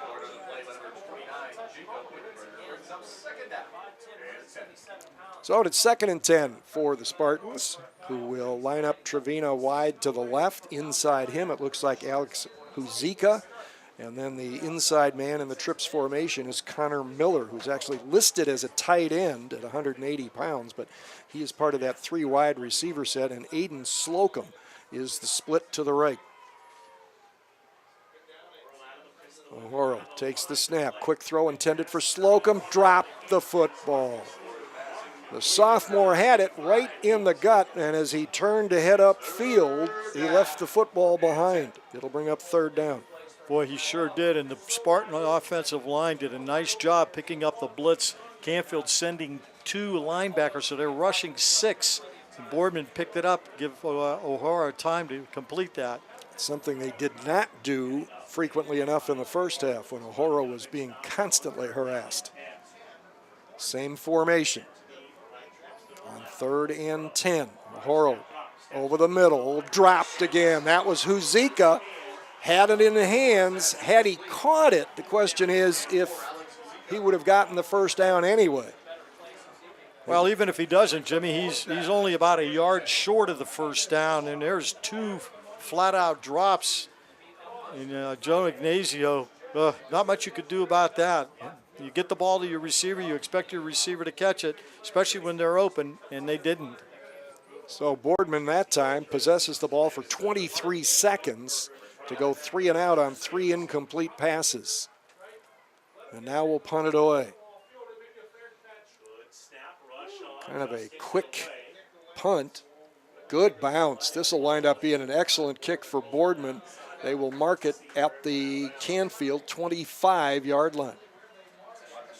That's a 44-yard boot that time by Huzika. So with 4:38 left in the ball game, Canfield gets another opportunity, this time with the lead. And now the challenge, or at least the opportunity for the Cardinals, is just to try to move the sticks, chew up as much time as you can. Obviously, you'd love to score. I'm sure they would take, a quick score as well. They'd be up 2. Dawson with the draw across the 25, 26-yard line, only a gain of a yard or so. Well, Dawson, that was his 23rd carry of the game, Jim. And he has picked up 47 yards on those 23 carries. Yeah, interestingly enough, he came in with a much better average than that. Yeah, he's basically averaged just a little bit over 2 yards a carry. Yeah. It was Michael Horrell for Boardman that came in with a rushing average of just under 2 yards a carry. And we are going to get a Canfield timeout. We'll leave the Cardinals with 1 with just under 4 minutes to play. We'll keep it right here. A reminder, and the choice, believe me, is getting much, much tougher. We will be naming a Pizza Hut Player of the Game. And you'll be able to see and hear that Player of the Game as Len interviews him on the field. Some new candidates have popped into the running here, coming down the stretch with the Boardman comeback and then Canfield retaking the lead. A lot of guys, some of them unsung. Maybe you haven't heard their names a lot. Some of them unsung that have done outstanding jobs for their teams. Canfield, especially in the first half, they had a couple guys on the defensive unit that looked like they could be players of the game. Boardman now has had some defensive players step up, and of course they've had a couple of offensive guys, and it's the guys that have really made the changes are the guys in the trenches, where Canfield dominated in the first half, and Boardman has done a much better job here in the second half. Dawson will keep it. Bounces off the outside of his right tackle out to the 30. Actually going to mark it at the 29. They didn't give him the 30, so he only got 3. It'll be 3rd and 6. And the winner of this game, Jim, and I know it's week 6. We still got 4 more weeks of football, but this is the win here will take them quite a ways in the playoff computer points. So Canfield at this present time leading their region, and if they could stay in the lead, man, this is a huge win as far as the points go. Almost a direct snap to the jet sweep back, and fighting his way out across the 40-yard line for the first down.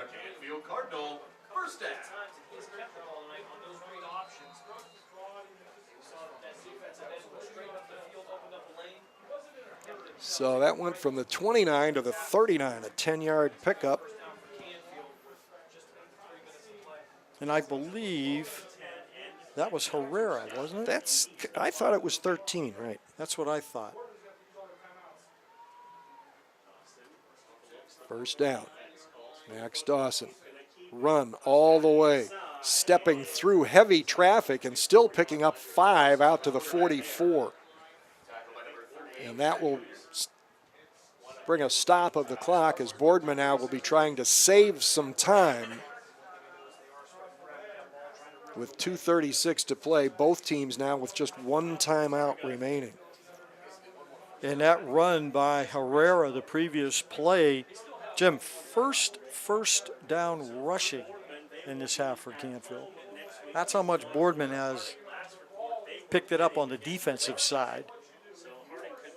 Well, Canfield did not rush for a lot of yardage in the first half. In fact, as I recall, their passing yardage in the first half was 6 or 7 yards more than what they've been averaging per game. They were at 92, so they were 4 more than their average per game. They only rushed for 55 yards and came into this ball game rushing for an average of almost 240 yards per game. As you mentioned, those computer points and all that, something maybe to consider is that both of these teams, they're 9-1 combined coming into this ball game. The combined record of their opponents is only 21 and 39. Wow. Make that 21 and 29. The Cardinals' opponents, I believe, are 11 and 14, and Boardman's 10 and 15. Well, the mistake here by the Cardinals is they jumped the gun a little bit, so legal procedure, on Canfield, and well, you can't afford to make those mistakes right now because you're trying to sustain a drive here, kill some time, and that stops the clock, which is what Boardman wants to see. Well, you hate to have that happen right out of a timeout, even if it was the other team that called the timeout. I mean, you get a chance to get your guys set and ready to go, too. Both these teams with 1 timeout remaining. All right. 2 receivers to the bottom of your screen, 1 to the top. Max Dawson, delay of game. So now it will be 2nd and 15 as Canfield has lost 2 toes, shooting itself in the foot here on back-to-back snaps. Yeah, they're going, as the proverbial person would say, in the wrong direction. At this rate, if they have to punt, Boardman may end up with fantastic field position if they keep doing this. Just over 2.5 to play. Canfield, however, thanks to a great pass rush and a pick 6, has regained a lead that had gotten away after taking a 14-0 advantage. 2nd and 15 now. Dawson a run all the way. Pretty good block on the inside there by the fullback Hull to give Dawson any opportunity to get outside, which he does out across the 40. He's brought down by Mike Fetzko, the free safety, and give Dawson some credit because that was designed to go up the middle, and it was completely clogged by Boardman, and Dawson just bounced it to the outside, and it's going to be 3rd and 8 after the 7-yard pickup. And again, fullback Seth Hull did a great job of sealing that off. Dawson going to run again, and he is going to be pulled down for a loss by Alex Huzika, who came into the ball game with 4 tackles for loss, and he'll get credit for another one there. And as Alex Huzika made that play, he crashed into one of his teammates who was still laying down on the ground, and that's number 2. That's Iracey. That's Iracey. That would be a tough loss. Canfield playing the major part of the fourth quarter here without Matt Zaremski, leading receiver on the team and a key element of their defense at free safety. Had a couple of picks tonight, has 4 on the year. It will now be 4th down and, they say no gain there, so it'll be 4th and 8. And Canfield apparently will have to punt it away with just under 2 minutes to play and sitting on a 7-point lead. Iracey's up, and he is in the huddle on the far side. He's got his helmet off right now, so it remains to be seen if he has to come out. It doesn't look like he's going to stay in. So, In fact, he's going to, I think, be the deep guy on the punt return along with Che Trevino. They're going to send 2 back and hope that the punt by Ian Christen will not be able to be punted away. They'd actually like to get a return here, get some positive yardage. They're willing to give up a few seconds to get some positive yardage.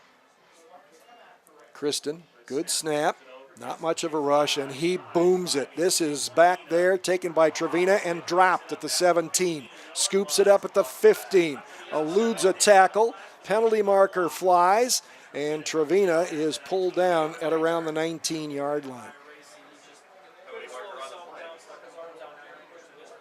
That was a 45-yard punt, and this is going to be against the Spartans.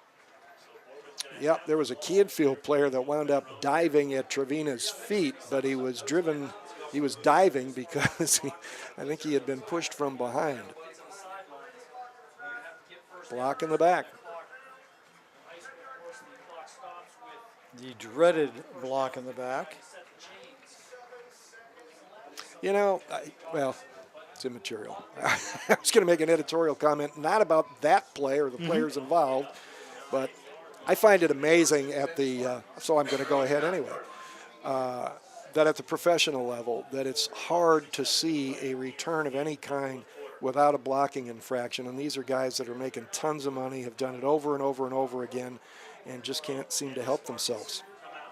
Yeah, if you could read a person's name, don't touch him. That's what they usually say. All right, so Boardman is now 90 yards away from a tying score. O'Horo retreats after the pump fake, goes deep. Trevina makes the catch, and the ball comes loose on his way down as it was stripped, as O'Horo threw that into triple coverage, and Trevina again almost made the catch. He had a fantastic catch while being interfered with to score Boardman's second touchdown early in the fourth quarter. Boy, Cole Morrell, Milan Klinkscale, and also number 23 for Canfield, Ethan Fletcher, back there to break that up. 3-on-1, and he almost made the play. O'Horo to throw underneath this time. Trevina's got it, and Canfield has Trevina very quickly. Very short gain. And first to the ball was Joe Marzano. And Colin Ritz, number 8, was also there. O'Horo, ton of time. Now it breaks down, throws deep to the far sideline, and that is going to be incomplete. Boy, I tell you what, couple of twos out there battling. Iracey was coming back to help his quarterback, Jim, who was scrambling around back there in O'Hora. And number 2 for Canfield, Cole Morrell, broke up that pass. It looked like Iracey had it, but at the last second, Morrell was able to tip it away from him. Good job by both. Well, here's the last gasp for Boardman. 4th and 9 from the 11. Less than a minute to play. O'Hara rolls, throws, and it zips through the hands of a diving receiver on the far sideline. And barring a bad Canfield mistake, the Cardinals are going to remain undefeated, and Boardman will slip to 4-2. The intended receiver for the Spartans there was Connor Miller. Jim, and I'll give you two guesses who was chasing him, and neither one count. Michael O'Hara is going to be dreaming 55 tonight because Giordano put the pressure on him once again, almost got to him and caused that.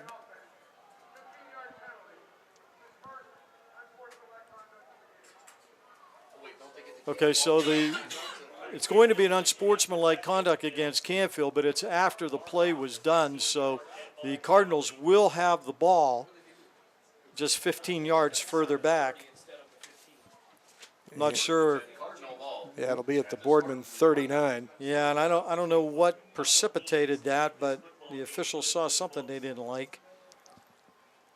Well, Boardman's out of timeout, so Canfield will go victory formation here. Ball at the 29-yard line. Not that it's going to matter.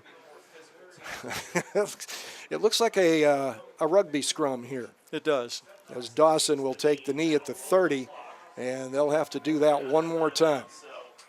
Well, if he does it one more time, he'll have rushed the ball, and it's kind of not fair because he's just taking a knee, but 29 times for 60 yards.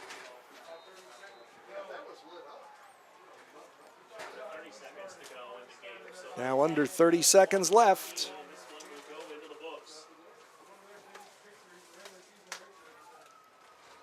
Dawson looking for the back judge to raise his arm. Doesn't wait until it goes up. Takes a knee. Was waiting for the clock to get under 20 seconds, knowing that at that point they wouldn't have to snap it again. And in a fantastic ball game, the Canfield Cardinals have extended their recent success against the Boardman Spartans with a exhilarating 21-14 victory over the Cardinals. We will have a job of work to do to determine our Pizza Hut player of the game, and we'll tell you who that is, and you'll hear from him and see him from the field with Len Gessler coming up next as we get into our post-game show on the Sports Radio 1240 High School Football Game of the Week on Armstrong.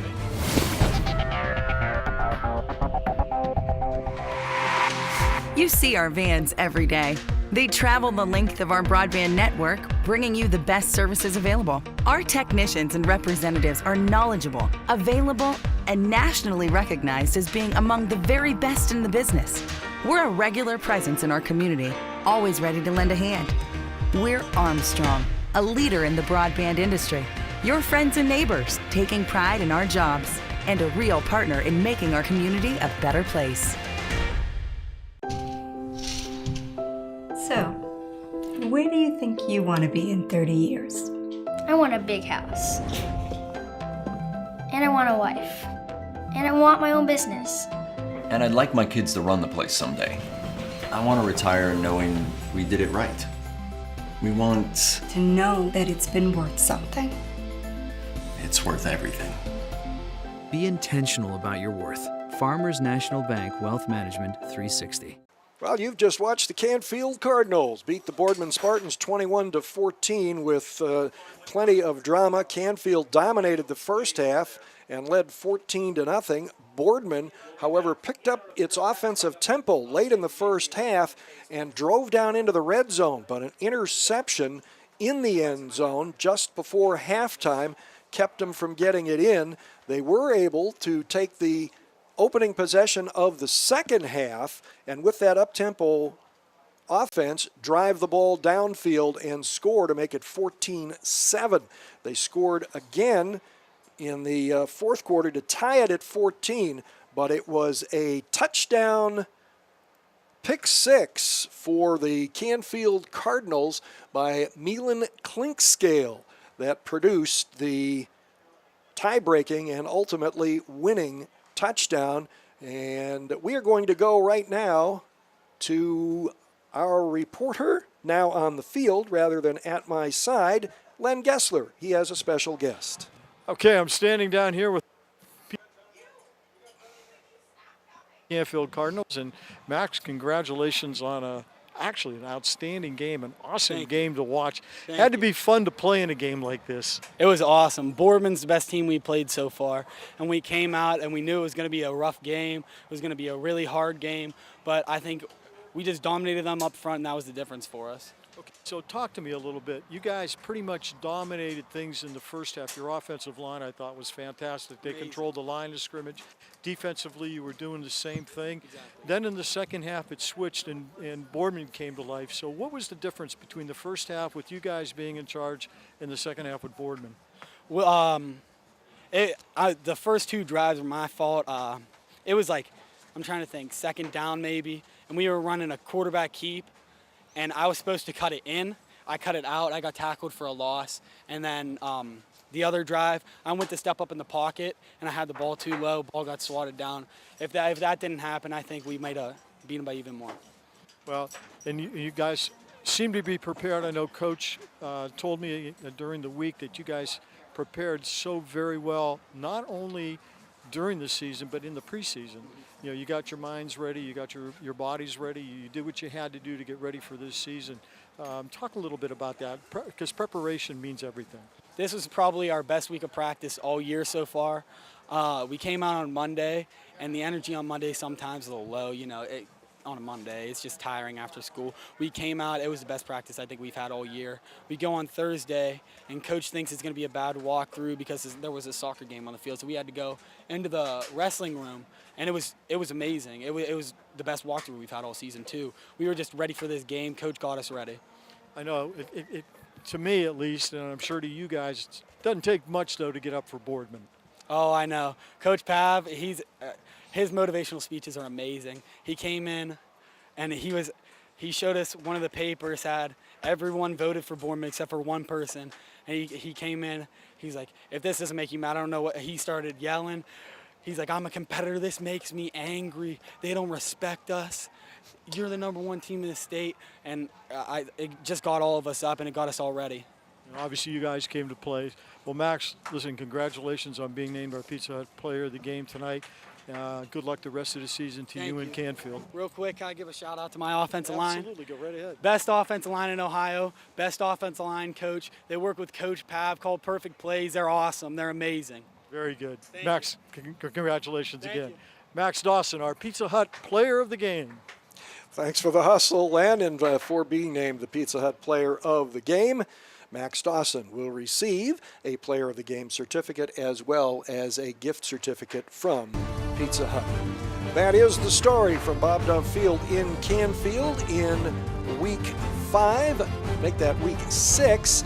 We'll be changing locations next week and bringing you what should be a great Division 6 battle between the Springfield local Tigers and the Western Reserve Blue Devils, who are also very much in the hunt for playoff spots. So for my broadcast partner, Len Gessler, our videographer, Ben Popio, our producer and editor, Greg Roten, I'm Jim Campbell, thanking you for joining us on the Sports Radio 1240 High School Football Game of the Week on Armstrong.